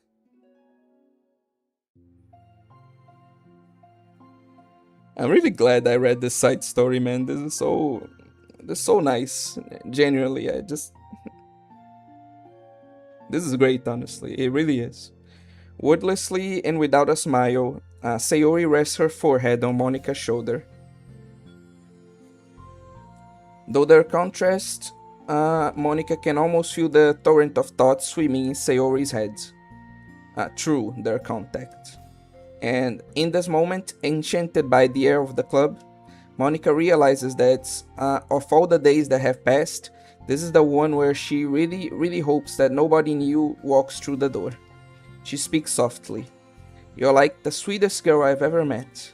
You can say anything, I'll never judge you. I promise. Sayori's breath begins to quiver. She takes several deep breaths, trying as hard as she can to start speaking, to say the things she never once dared to say out loud. Finally, she speaks in a choked voice. I'm so worthless. I'm worthless and everyone will be better off without me. She suppresses a sob as a tear falls down her cheek. I'm just an inconvenience to everyone. Not good at anything, it just feels like everyone just has to put up with me, and I hate it, I hate it. Too real. The more Sayori speaks, the more she fails to control her voice, falling victim to the overwhelming sadness clutching at her throat and chest. I don't want to have these thoughts, I want them to go away, and I'm not making you put up with me, and I just want to go away. I just want to not be here anymore. Soon as Sayori loses her composure, Monica becomes determined to keep her own. She only wants to be what Sayori needs right now, so she won't let any sadness show. Her voice comes through as soft and gentle. This isn't putting up with you. I'm just being your friend. Monica offers a few words of comfort, but she knows Sayori said it herself that the thoughts Sayori experiences are ones that don't belong, and Monica can't magically make them go away. The most she can do is help Sayori battle them, like any good friend would do. What a terrible person I am. And you have so much value. To me and your other friend too. This club wouldn't have been the same without you. I really, really mean that. You coming here was the best thing that could have happened. Even if we never got any other members, I would still be happy. That's what you brought here. You brought us a vision, and you also brought happiness. And that's your favorite thing to do, right? Sayori doesn't respond, but Monica feels her gently nod. No more words are needed between them. The two share their embrace for a while longer, Monica letting Sayori take as much time as she needs. Once her breathing steadies and her sniffles fully cease, Sayori lifts her head and wipes her eyes. I guess I needed that. Some days are harder than others. Well, I'm here whenever you need me.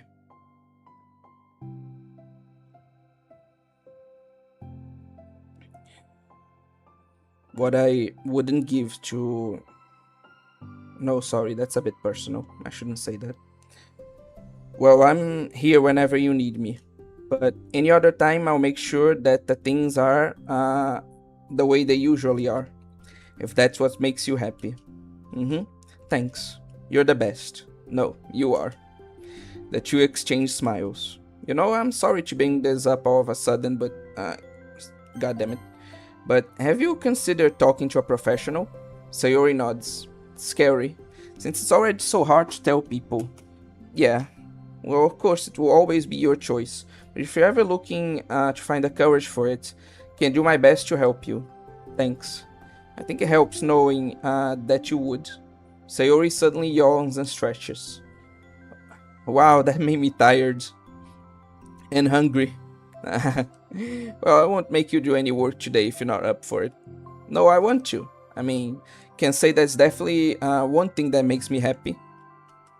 Monica smiles. But I might want to get a snack first. All of a sudden, the sound of the door causes the two of them to turn their heads. The door opens halfway, then stops. A face peeks inside. A face that seems familiar. And that's how the second side story begins. Meanwhile, I would say it all the time, so every time they think I'm unserious. Hehehe. Hmm.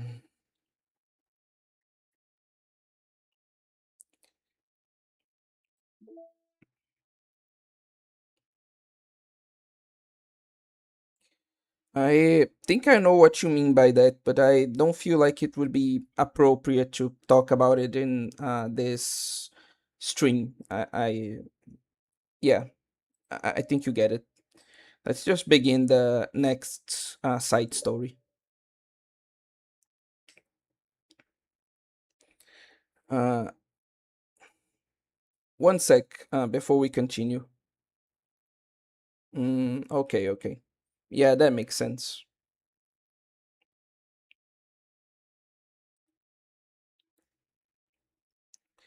Uh,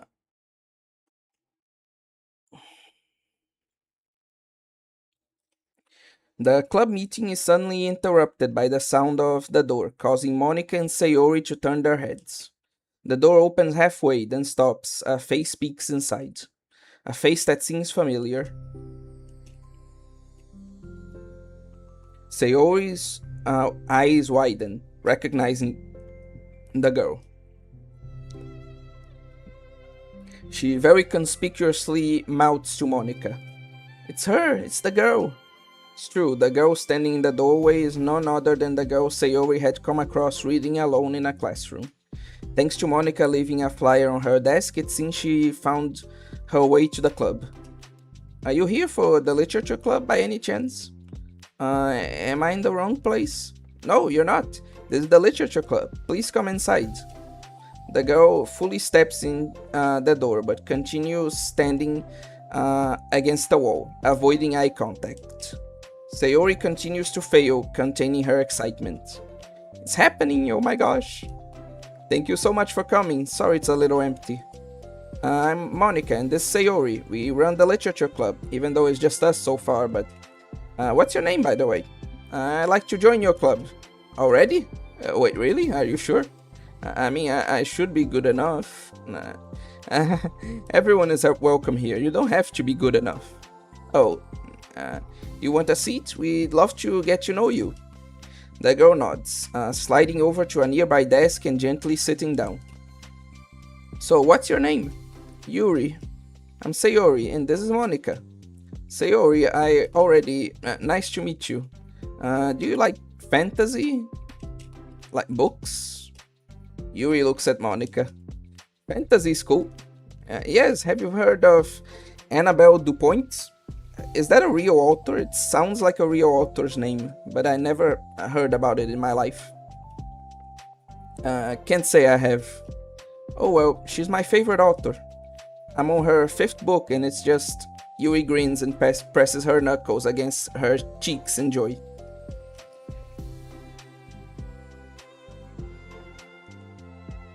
ChatGPT and me motivation. Welcome to the stream.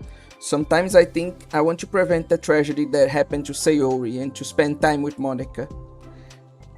Yeah, a lot of people have this desire, which is why, the mods exist. You can borrow my books, I wouldn't mind.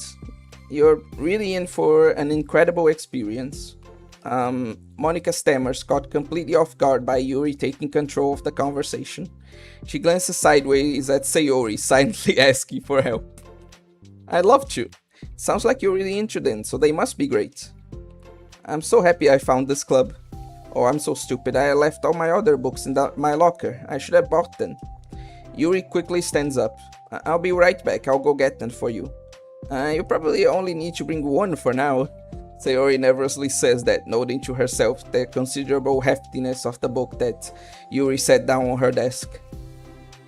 True, okay, I'll go get the first one then. Yuri exits the clubroom in a flash, leaving Monica and Sayori silently exchanging glances. Oh my god, I wasn't prepared for this. How do I handle someone so intense? The fact that Monica is having so much trouble handling Yuri of all characters given their original characterization is pretty funny, not gonna lie. I have like no experience with fantasy, except maybe stuff that I read when I was a kid, but that's probably a joke compared to what she's into. I'm sure it will be fine. In fact, I think it's neat that we have different people who are into different kinds of literature. It will be fun to learn from each other. Yeah, I don't disagree, but what if this is her only interest? Doesn't it kind of seem like that? Monica, don't you think you should be more optimistic? We have a new club member. There shouldn't be room for anything but being happy. I'm excited to get to know her more, aren't you? Yeah, I guess you're right. Sorry for being so hasty. Just got really anxious all of a sudden. Because you're afraid of not being able to take the lead. What the heck? It's kinda scary how you can point things out like that, Sayori. I just like learning what makes people happy or sad. Yeah. Hey, you know what? You'd probably be great at helping Yuri feel comfortable here. Maybe you could take a break from helping me with the administrative stuff and just focus on spending time with her. Yay, that's exactly what I want to do. Besides, Sayori lowers her voice. Probably gonna need all the time I can get. She taps her finger against the dauntingly chunky book Yuri left sitting on the desk. Right afterwards, the door opens to reveal Yuri's return. I'm back. Her breath is slightly heavy, which combined with her short time gone indicates she may have ran at least part of the way. She makes her way back over to Sayori and sets the book down on her desk. Just as Sayori feared, the book Yuri brought for her is just about equal in size to the one already on Yuri's desk.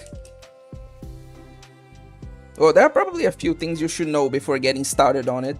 There are some things that are more explained in other books that take place in the same universe, so going over those would be good to keep you from getting confused at the start. Oh my fucking god, it's one of those novels.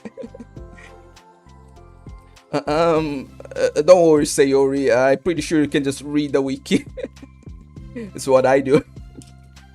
Sayori nervously interjects. Well, I was thinking that maybe today we could just get to know each other a little bit more. You know, I think, like, if we're going to be reading together, then I would like that. From across the room, Monica smiles and nods at Sayori while Yuri isn't looking. Oh, okay. Yuri sits down, then looks at her book, then glances around the room, showing no indication that she has anything more to add. So, what made you decide you wanted to join the club? Well, I like reading, so I was immediately interested.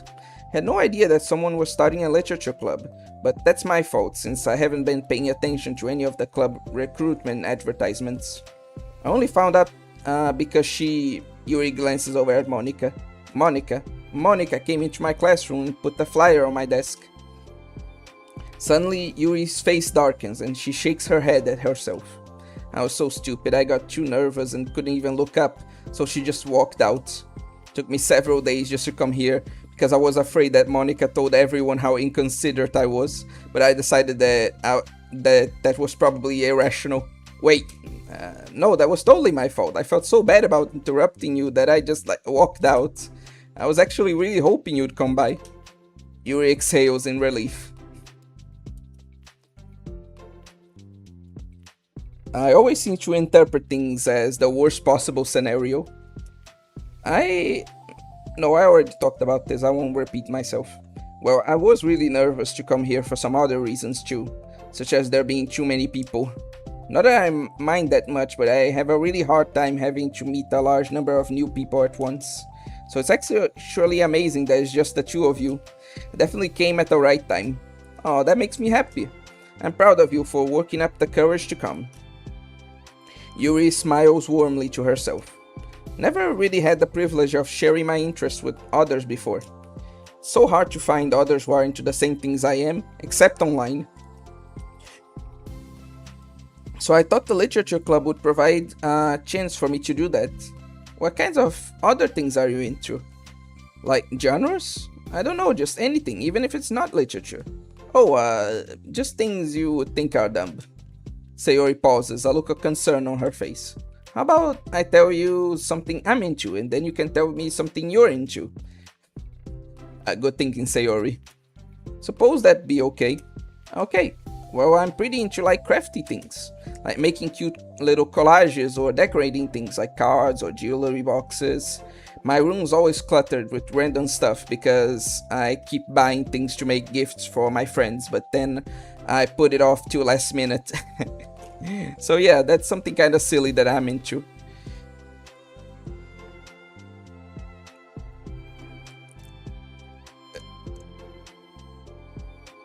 Ludmila, what kind of freaky shit are you commenting? This is not that kind of game, sorry.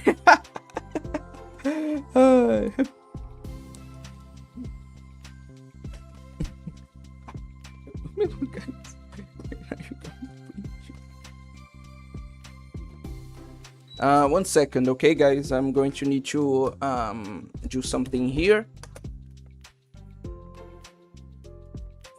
Perfect.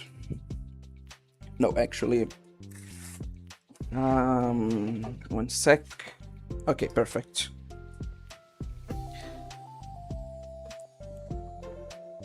You sound quite creative. Not that much. It's just that you'd be surprised by how much stuff you can do with scissors and glue and stuff. So I have to share something that I'm into now, right? Sayori nods. Well, I guess I'm into nature. I love nature. Monica, I'm going to start a nature club. No, you're not. You're stuck with me now. Am not? Oh yeah? Well, I hereby appoint you as vice president of the literature club. There, now you're stuck with me. That's one nice interaction. Hey, don't give me responsibilities. Oh, I'm sorry, Yuri, I interrupted you. Go ahead. It's fine. Yuri pauses, feeling awkward after having gotten cut off. I like going out into the woods or to the park. Just places where you can walk or sit and not have any other people around. It's peaceful.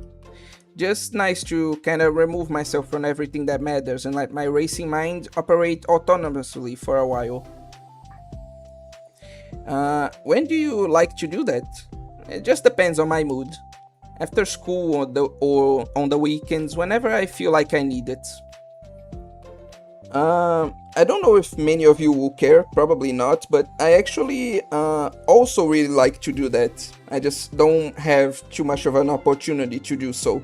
I don't exactly have a lot of time, you know, unfortunately.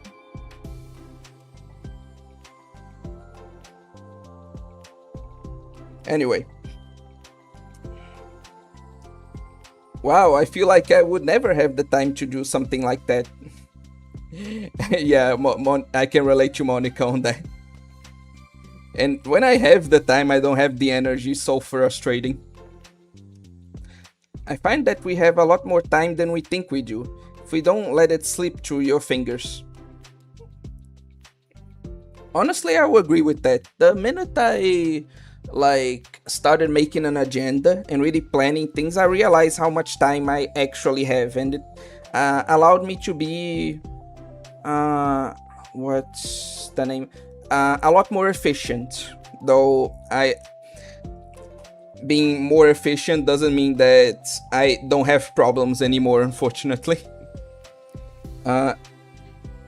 Kersh's Yuri is violent. I think you're confusing like the real Yuri with the altered version by Monica.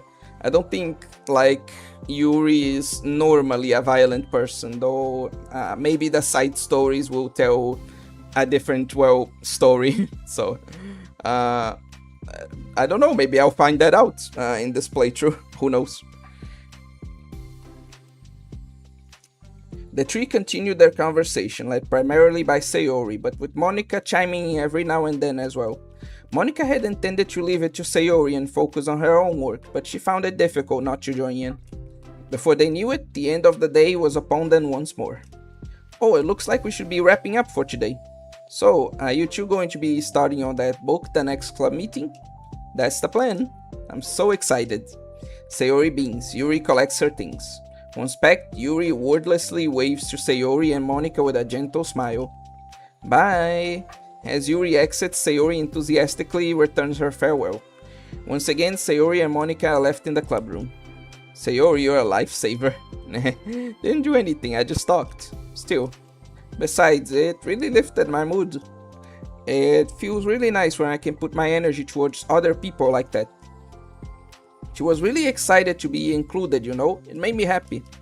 Well, there's no doubt in my mind that she'll have a great time here, with you engaging her. How are you feeling about starting the book with her next meeting? I'm kinda scared, but I think she'll be happy as long as I'm trying my best. I think you'll do great.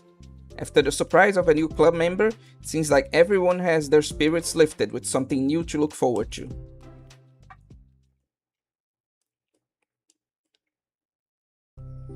Another school day ends. Swallowing her anxiety, Yuri makes her way to the clubroom, expecting to be the last one to arrive.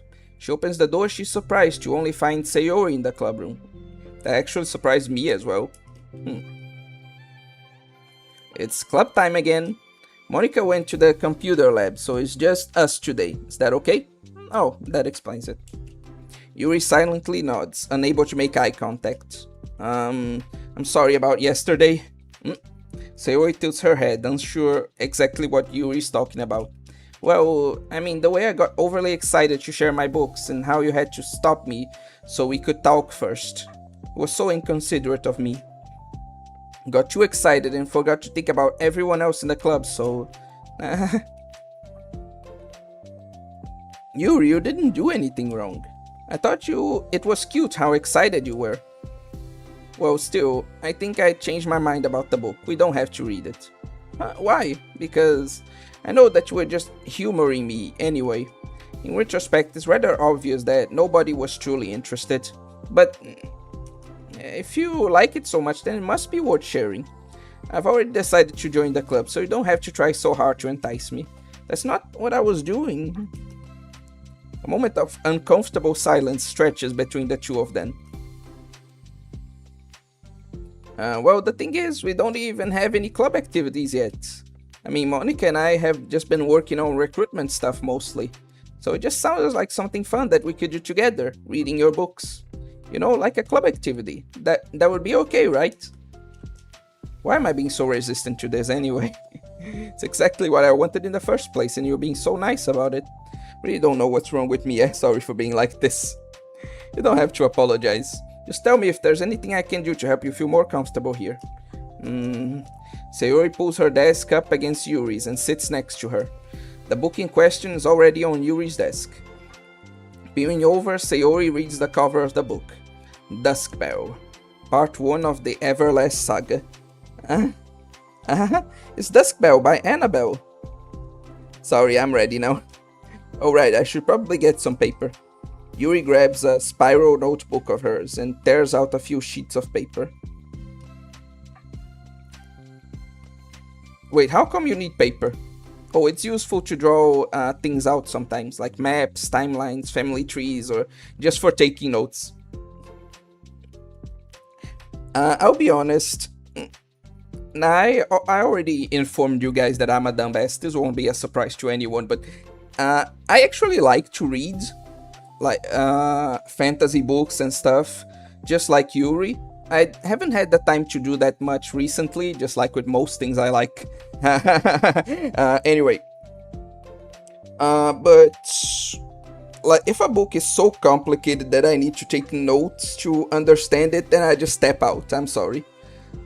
Like again, I can follow multiple storylines and like the perspectives of various characters and the establishment of lore and things like that, but whenever it starts to get so complicated that I actually need to start taking notes instead of being able to like just consider everything in my head, that's just no for me, dog. That's just a hard no, man.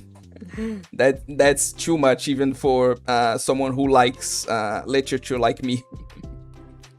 Jesus Christ. Notes?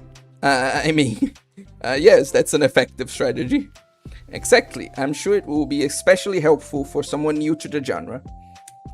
Sayori's joke flew completely over Yuri's head, but thinking about it, she decides it's probably for the best that it did. Well, I'm not used to having company through this, but I'll try to make it as accessible as possible. I trust you, you're like super smart. Oh, please. Yuri tries to dismiss the compliment, but she can't hide her smile and light blush. You can't generalize intelligence. I'm only smart in the things I have a lot of experience with. You just described everyone ever. But anyway. Contrarily, I'm awful at anything involving real people. That should be evident enough for the 2 days I've spent here so far. One sec. Evil Bookman says, imagine being a Homestuck reader. Oh my god, I don't want to. I really don't.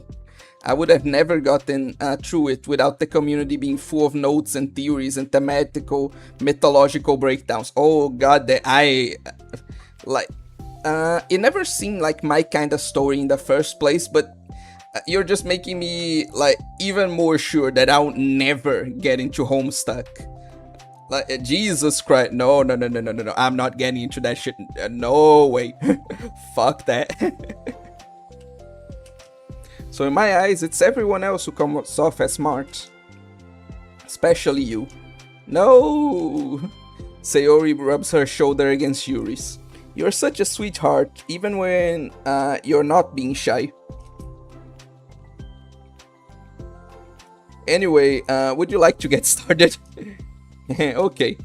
After the minor diversion between them, the two get back on track with their planned club activity. Good. Stay free. God. You really sound like a Fate fan. Like, whenever you see a Fate fan, like you tell a Fate fan that you're starting your journey through Fate, they always say the same thing, like, that's hell you're walking into. That's a popular meme. Imagine being a Homestuck visual novel reader. Oh wait. No, what he's saying is that...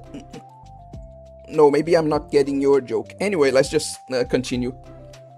Get me a book and I'll start snoring. Come on, Ludmilla, you can't be like that. Books are fun. Come on, give them a chance. Especially give a chance to my book. It's on my watchpad. It's in the palm of her hand. Shameless plug. Oh, and the watchpad is in the description of the stream. Like, and just go to that account and you'll find that it's the first. I'm sorry, I'll get back to the game. I'm sorry about that. After the minor diversion between them, the two get back on track with their planned club activity. Yuri begins to guide Sayori through the basics of the fantasy world her story takes place in. The more of it she details, the races, the factions, story, elements of magic, the more questions Sayori seems to have. That's just me whenever I watched, what was it, Lord El Meloy's case files. Like, I actually watched that with my mom, who doesn't know anything about Fate at all, and even though she had fun, like every time she, like every 5 to 10 minutes, she would have to just pause the anime and be like, oh, obscure anime, what does that stuff mean? Oh, and what does that stuff mean? And who is this character? It was a fun experience, but I kind of feel like that shouldn't have been like the first Fate thing I showed her, you know? But it's just that she's not too much into action. She's more into like mystery and like suspense. So that's why I thought it'd be a good idea. And well, it actually kind of ended up being, given that she still had fun. But anyway, fine, I'll read after this. Thank you. The only anime I dare watch with my mom was Madoka, but then I got to episode 12 and had to explain the naked space hugs. I watched quite a few anime with my mom, actually. I really wish I had the time to watch more anime with my family in general, you know? It's a nice experience. If you're gonna watch Madoka with your mom, please make it the movies where it's a space wedding instead. No. I tried watching Madoka with my mom, actually. It's one of the first anime I tried showing her. But, like, she didn't like it. Because she really isn't, like, violent things. So whenever an anime starts to have too much blood and violence and gore, etc., she really doesn't like it, you know?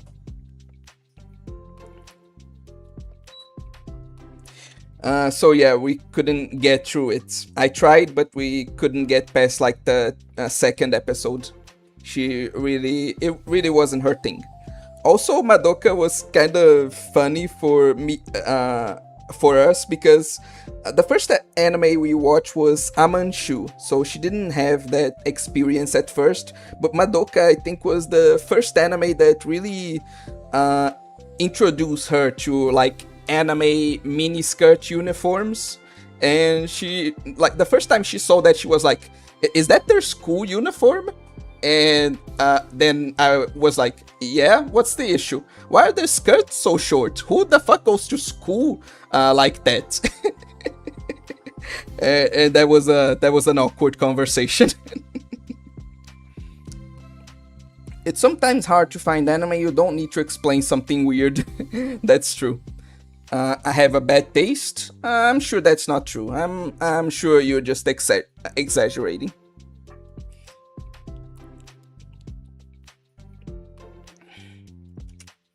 But despite Sayori's expectations, Yuri eloquently guides her through it in a way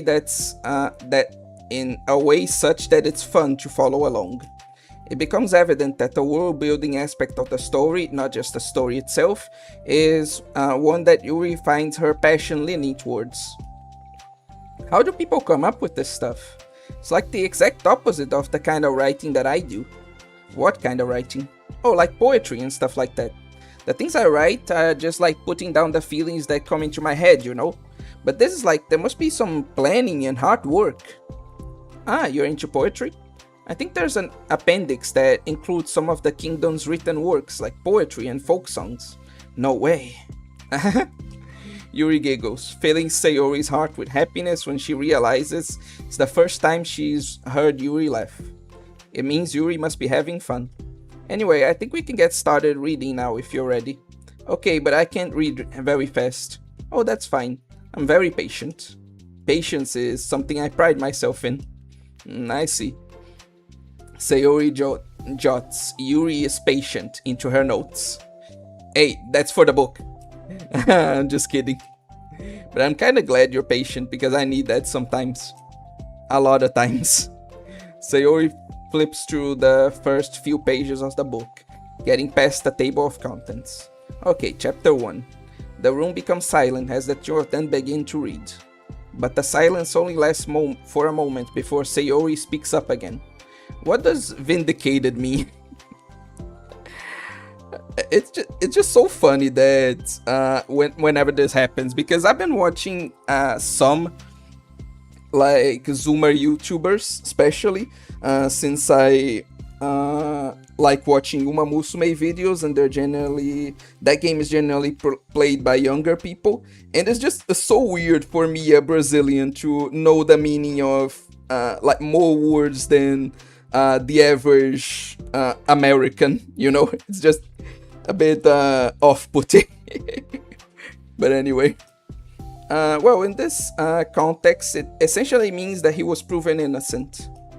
It's okay to ask questions, right? Of course. Sayori turns the page. These footnotes? A lot of the dialogue has cultural references that require explanation to be understood. The two continue reading. Yuri's relaxed expression remains unchanged. Meanwhile, Sayori's expression grows tense as she makes her way through the dense text. Up until now, their expressions had been reversed, with Sayori easily navigating social situations and Yuri struggling with them. But the tables have turned. Quite the dramatic way to say that, but fitting. Wait, are they talking about the past right now or the present? Where? Right here. They're talking about the past. These paragraphs are describing a flashback that Barnes is having. But they didn't tell me that. It's implied from the context. Sayori rubs her temples. The two of them continue, with Sayori asking fewer questions. She begins to understand the value in the notes, as she finds herself referring to them somewhat often, and even adding to them. But her reduction in questions comes not from her getting used to the reading, but rather from her fearing that she'll come across as stupid. At last, Sayori reaches the end of the chapter. I think we can stop here for now. Okay. Sayori takes a deep breath and closes what little of the book she's gotten through so far. So, what are your thoughts up to this point? Sayori tries to find words. Am I doing well so far? Not sure I understand.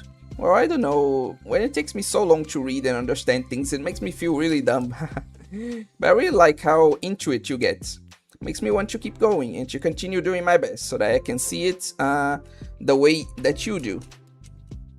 The relaxation in Yuri's expression fades. I see. Yuri quietly gathers her things. We can continue tomorrow, right? Yuri pauses, then shakes her head. We can do something else tomorrow. But I'm sorry. Wait, sorry for what? I don't understand. I'm sorry. Don't want you to do this anymore, that's all. I'm sorry that I made you. Yuri leaves. You weren't making me. Sayori is left alone with her words. How did this happen? We were having so fun just a second ago. It's my fault. I said something stupid and hurt her. Should have just told her that I enjoyed it. Monica trusted me with this. It's the only thing I'm good at and I still messed it up. Why she doesn't want to come back? Drowned in guilt, Sayori stares blankly at her desk, spread with notes. The book sits next to them. Right. If she wasn't coming back, then she wouldn't have left the book here, right? Unless she just forgot to take it with her. This is horrible. Was it really because she thought I wasn't enjoying our time together? Or maybe she wasn't enjoying our time together because I'm not good enough? Probably let her down so much by having trouble following along. Yeah, I'm sure if I was smarter, she would have so, be having so much more fun. I need to do better for her. And we reached the dramatic part of the story, I guess, and the relatable one too.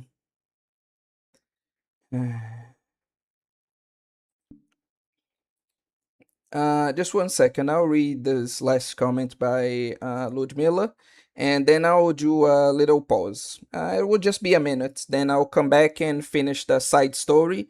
And since it's like I plan to go through another visual novel, but I think the next side story will be content enough to fill up the stream. So, yeah, we'll be doing that and then ending it. But before, let me do that.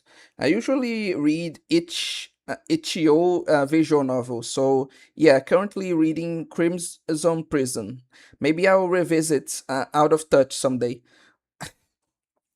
Honestly, that's pretty nice. I wasn't too into like I liked them. I played some from time to time, but I wasn't too much into Ichio visual novels. But both for the channel and way before, like I used to have a lot of fun just going through and particular website and downloading like a ton of free RPG Maker games and just playing through them. So I think I have kind of a similar experience to that. I can understand it even if it's like a different thing, you know?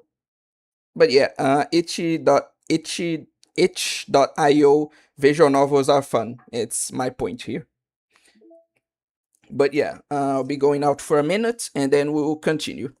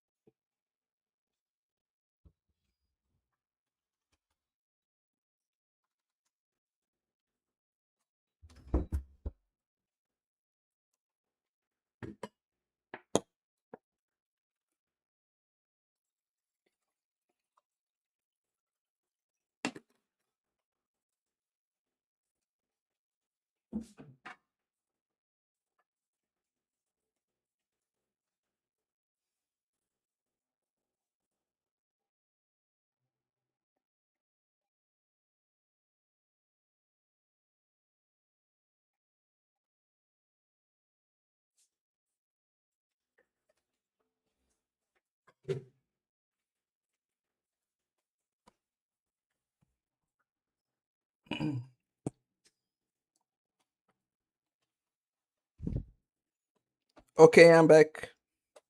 Just a sec. Let me adjust some things.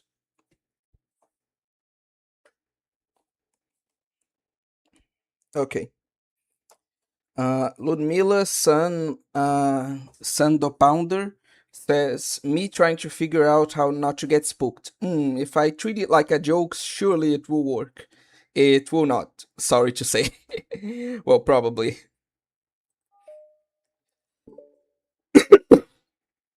At least that doesn't work for me, you know? But anyway, continuing on. For the first time, Sayori is the first to enter the club room. Anxiety courses through her relentlessly. Will Yuri show up today? Sitting at the desk, she stamps her feet in an attempt to calm down. Why am I letting this affect me so much? Doing everything I can to make Yuri happy, but my best wasn't good enough. It was still my best. But I'm letting everyone down. I'm always just a disappointment. Sayori continues to wrestle with her self-deprecating thoughts. Every tiny noise causes her to lift her head in anticipation of Yuri's arrival. Minutes pass and nobody enters the club room. Not Yuri or Monica. Gosh, I'm so late. Why did I offer to help those other students with their work? Such a pushover sometimes. It's going to leave a bad impression on new club members like Yuri if I'm not the first one there. Monica rounds the corner, approaching the club room. As she does so, Yuri? Nah. Yuri jumps at the sound of Monica's voice. She's sitting outside the club room, against the wall next to the door. Embarrassed, she quickly closes the book she was reading and stands up. Oh gosh, I'm so sorry I'm late. You didn't have to wait outside for me. The door to the club room is open.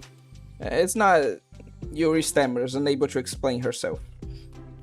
She peers inside the club room through the window, then looks away. Actually, I was wondering if I could help you today instead. Me? With club publicity stuff? Yes. Monica is utterly confused. Why is Yuri asking this all of a sudden when she was so eager to spend time with Sayori before? Did they not get along after all? Monica looks into the club room herself to see Sayori sitting alone inside. Okay, it's kind of a simple job, but I'd be happy for you to tag along. Me too. Monica is worried, but she finds it difficult to insert herself into whatever conflict that may have arisen. It's a little ironic she realizes that she could be so conflict avoidant after having been in the debate club. Yeah, that is kind of funny to realize actually. Okay, let's take a walk together.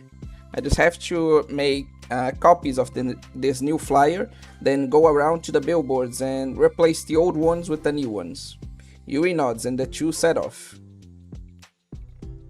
The two walk in silence. Without Sayori, Monica finds it quite difficult to strike up conversation. Sometimes I read something and I'm just like, I don't want this to end, so I just stop reading forever. I can't relate to this a lot, honestly, but my brother probably can. He has that same issue. So, how's everything been going? Fine. And that's good. Rather than follow it up with anything more. God, this reminded me of some of my more awkward high school conversations. Conversations in quotation marks. Monica tenses up at the stinted conversation. How the heck does Sayori do it? Sorry I didn't see you yesterday. I went straight to the computer lab to work on the flyers. Sayori told me. What did you two end up doing yesterday? Just some reading. Oh, I'm glad. It's really starting to feel more like a literature club now. Yeah. It's kind of funny. I felt so intimidated at first when I heard about the kind of reading you were into. But it's kind of stupid of me because I'm just intimidated by things I'm not good at. And it's silly to assume everyone who comes to the club will just have the same interest as me. But it's so cool that you were able to get Sayori into it. It's like the club is working. I'm really happy about that. She's not into it. Huh? She's not into it, and I'm stupid for forcing it onto her. Yuri falls silent, as if she started her thought but can't figure out how to continue it. Did something happen? Yuri sighs. No, it's just me. Yuri pauses. I'm thinking. Moment passes in silence, then Yuri shakes her head. I shouldn't be complaining to you all of a sudden. Don't be silly. I won't think you're complaining. I just want to make sure you feel welcome. If it's important to that, then you can tell me anything. Well, I do feel welcome. Too welcome, I guess. It's not an issue with the club, it's just an issue with me. So I feel wrong to inconvenience you with it. Monica pauses and thinks. Well, what if you put it this way? It's my job as president to understand the needs of the club members, right? Then, it's nice to see some character development for Monica. Like her progression. Like it's nice to see how she started as quite the awkward and very self-doubting, unreliable girl. It is interesting to see how she's slowly progressing into the Monica we eventually get to know and tolerate. We're going to have all kinds of people joining this club, hopefully anyway. And learning about the diverse needs and interests of everyone will help me come up with club activities that everyone can be happy with. That everyone can be happy with, not just only some people, of course. I need to be looking out for everyone, otherwise what kind of club would it be? I see. Yuri looks a little more relaxed. It signals to Monica that switching from a sympathetic approach to a pragmatic one was a good choice. Each individual truly does have their own needs. Okay. Yuri takes a deep breath. I'm a really weird and awkward person. I have accepted that about myself. Just don't know how to, connect with other people. How's it so easy for everyone else? How do you just make conversation about any arbitrary topic? I can talk for hours about the things I'm into, unfortunately so much that I don't know when to stop. But for anything else, I just have no idea what to say. So I understand that about myself. I'm just not good with people. I can't help it. So it feels like whenever I'm confronted with a new social situation, I'm either ignored or made fun of or taken pity on. And Sayori falls into that third category. What? Hold on. You're saying Sayori's taking pity on you? Yuri nods. Just want to be treated like a normal person. If you don't like me or don't connect with my interests, then just tell me. I can accept that and move on. Sayori is too nice to me. So stupid for not realizing that she would just go along with whatever I pushed onto her. Nobody deserves to put themselves through that kind of discomfort just because they pity some weirdo who doesn't know how to make friends. It's the worst feeling. I hate it. Yuri's sharp words cut through the tense air. Somewhere in the middle of the conversation, the two stopped short in the hallway, prioritizing the conversation over their original task. Monica looks at Yuri. Yuri only looks down with her fists clenched. I think you should tell her that. I could never say that to someone's face. It's pathetic. Sayori is different. Making people happy is the most important thing to her. I'm sure that's all she's trying to do. So, if you're able to explain to her what makes you happy, then she'll do anything to make it happen. That's the problem. What kind of friendship has one person always trying to cater to the other person's weird needs? I'm sorry, I'm making myself sound so... No, I think I'm starting to understand.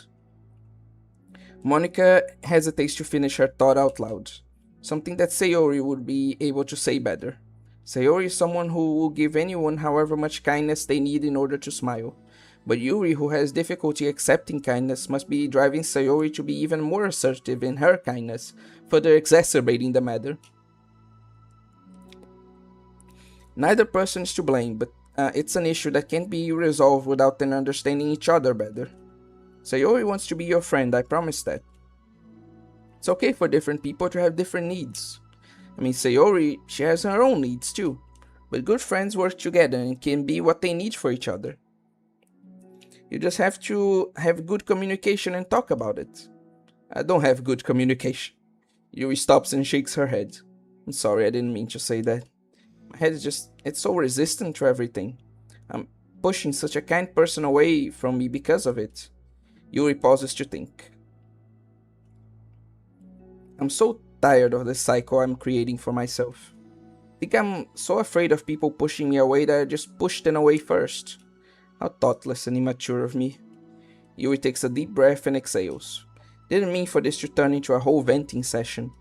But I understand now that I just need to communicate with her. You're totally fine. It's for the club, remember? You're just helping make the club a better place for everyone. Yeah. Yuri falls silent again. She looks like she wants to say something. This kind of critical thinking is something that I'm really bad at. You know about people. So thank you. Anytime. Monica smiles at Yuri. For just a moment, Yuri finds it in herself to meet Monica's gaze, returning a shy smile of her own.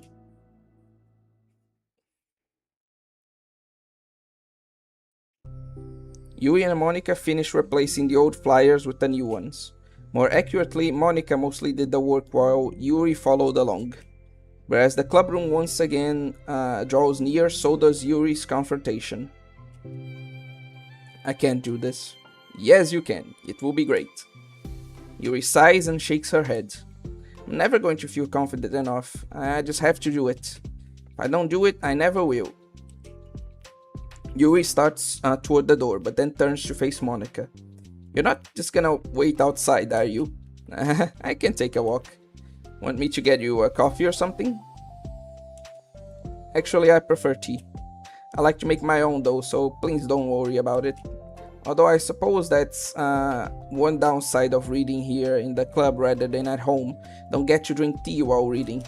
Sorry, I guess this has nothing to do with this. You know, now that you mention it, I bet we could get permission to keep stuff for tea in the club room. You can use like an electric kettle to heat up the water, right? Would that really be possible? I'll look into it. I think it would be great. Yui smiles and nods at the thoughts.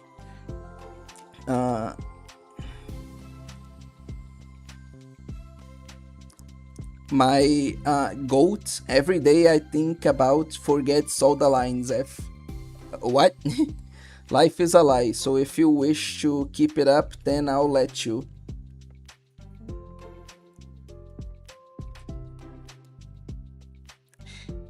We're getting existential here, apparently. Fitting for the game we're playing, but still, what the fuck? Well, I'll be back in a bit. Good luck. Monica waves at Yuri, then turns around and departs down the hallway as Yuri's smile fades once more.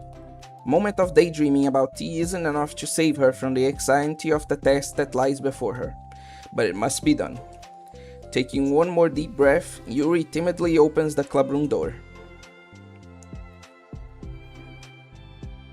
Yuri? Wait, hold on, I'm not done yet. Sayori shuffles a bunch of papers around. Yuri stammers, her words suddenly caught in her throat. That moment she realizes how Sayori has been spending her afternoon.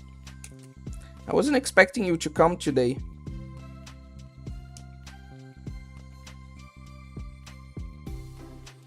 Monica's song. Oh, you're making a reference to that. Okay. God damn it, I'm so stupid.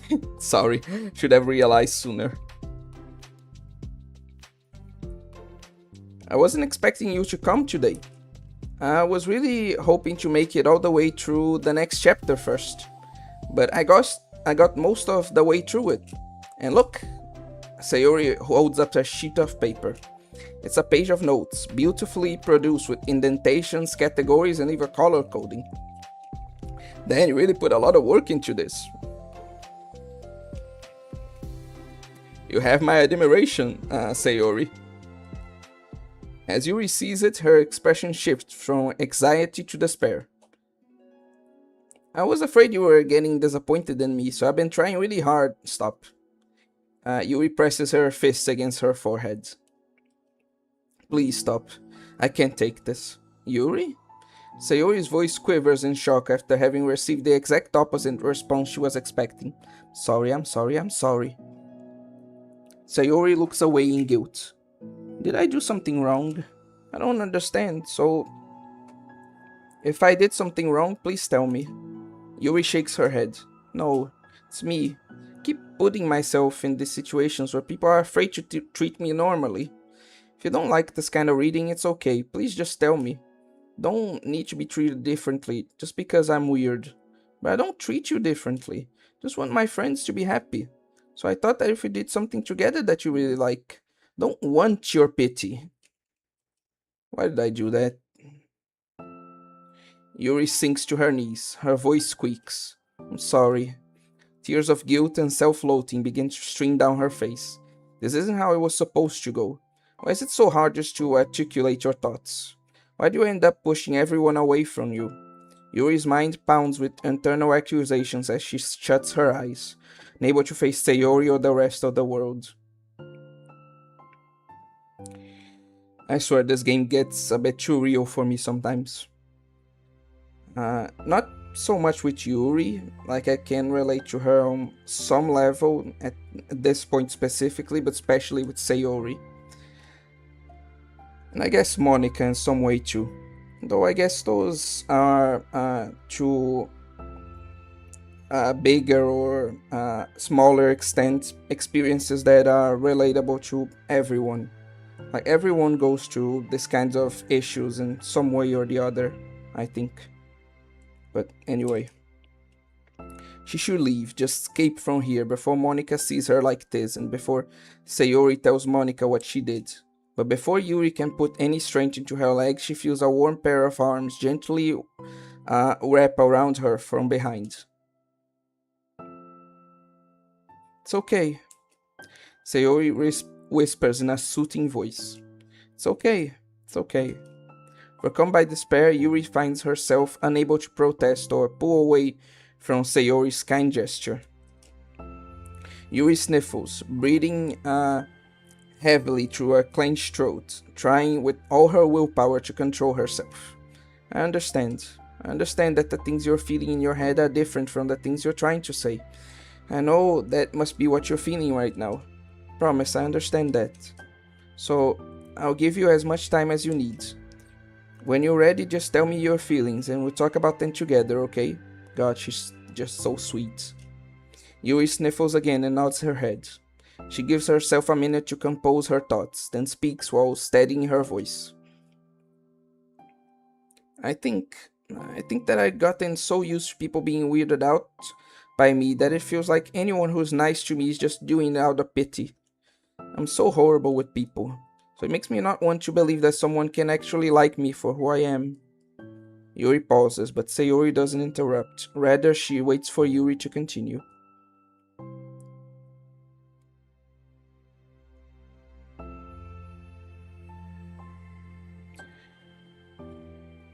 I got so excited when I joined the literature club. I thought that it was finally my chance to make friends through my interests, because my interests are the only thing I know how to talk about. So I have going for me. But then whenever I catch myself getting overly obsessed in front of other people, it feels like I'm making a fool of myself. I hate myself for it. Ultimately, I just want to be treated like a normal person, but how am I supposed to expect that when I can't even behave like one? I just want to learn how to get along with people and to stop ruining things for myself. That's all.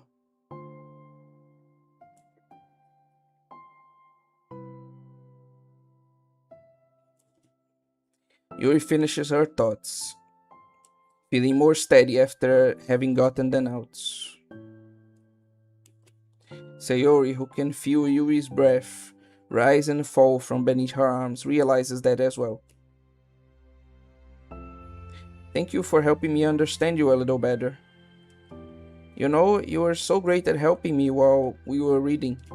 So I'll help you with the things that you need too. But I feel like it would just be frustrating for you how much patience I require sometimes. That sounds kinda familiar. I couldn't stop worrying about that while we were reading. Was so afraid you would get frustrated with me. But I would never do that. Did my best to reassure you by mentioning how I have a lot of patience. Yeah, I know, but my irrational fears just won't be quiet sometimes. I'm sure it's the same for you, right? Yeah, irrational fears. Well, there's no way that you could frustrate me because I already like you as the person that you are. I know you said you have a hard time believing that, but I promise that it's true. You don't have to be a social person for people to like you. Think you're really considerate in your own way, worrying so much about people's feelings. We're all kind of weird. It's a literature club. But it's the best part that we're all different and have different interests. Like about the book. I'm reading because I want to, I promise. That's what I really want. It's a bit of a struggle, but try not to mistake that for me not enjoying it. I mean, we can never discover new things if we didn't try them first, right? Once you learn the reasons that you love it so much. And in the end, if it's not for me, then I can say that. But I'll be glad that I tried it and learned more about you. Plus, you're like super duper smart, and want that to rub off on me. Yuri fights back a smile at that comment. Already the heavy atmosphere surrounding her seems to have evaporated through the caress of Sayori's arms. Your hair's so pretty. I always wanted long hair, but I was awful at taking care of it, so I cut it all off. Yuri's tension relaxes. For once, she feels okay just listening, rather than worrying so much about saying the right thing. Sayori, sensing Yuri's comfort, lets her rest. Must be so difficult for her to feel relaxed around other people. But if the literature club can make it happen, then it's something that she deserves to experience.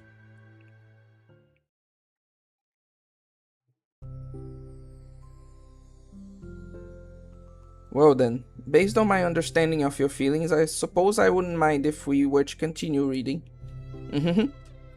That's what I wanted to hear. But we can stop at any time. If you truly don't like it, please be honest about it. I won't be offended. Of course. Not gonna judge anything this early on though, so we'll just see what happens. Oh, and it's not good to touch people without their consent first.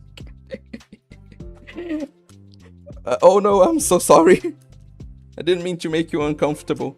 Oh, you didn't. I mean, I suppose it was kinda nice. I was just saying. I'm back. Monica's back. Haven't seen you, like, at all recently. Sayori trots over to Monica. She whispers loudly. Can I hug you? Sure, Sayori. Sayori wraps her arms around Monica. Oh yeah, Yuri, it might be good to know. Sayori can be kind of a hug monster. Who describes someone like that? Though, like in general, what Yuri said it's true, but now you know what? What I was going to say was really stupid. I'm sorry. Uh, hey, don't call me a monster. Artemis is a monster, and if he inherits the kingdom, could spell disaster. Yuri laughs. Monica perplexedly looks between the two of them, then smiles. Well, glad you've been enjoying your reading so far. It's like your first real activity as the literature club. Our first real activity, sorry. About that, well, you've been so patient with exploring my interests. Think that it would be inconsiderate of me not to return the favor to you and learn about the things that you like. Yes, do you like poetry? Yuri smiles. And now, yeah, I'm going to have to unlock the next ones. We unlocked quite a few interesting pictures. That's cool.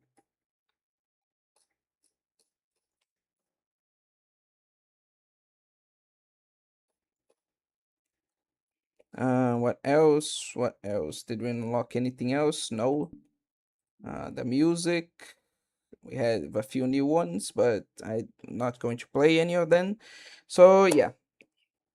With that, for now, up until the next playthrough, like the second playthrough to get the happy ending, that will be it for my playthrough of like Doki Doki Literature Club. Thank you all for watching. Thank you all for following me through my experience in this game. And yeah, thank you all for just participating in the stream. It was awesome having you here. Hope to see you for my second playthrough and just in general in my other streams if you're interested.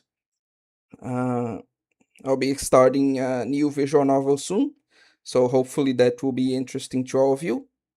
And for now, that will be all. Like I said, thank you all for watching and good night. Though that was the bakshin out of nowhere. That was pretty funny. Good way to end the stream.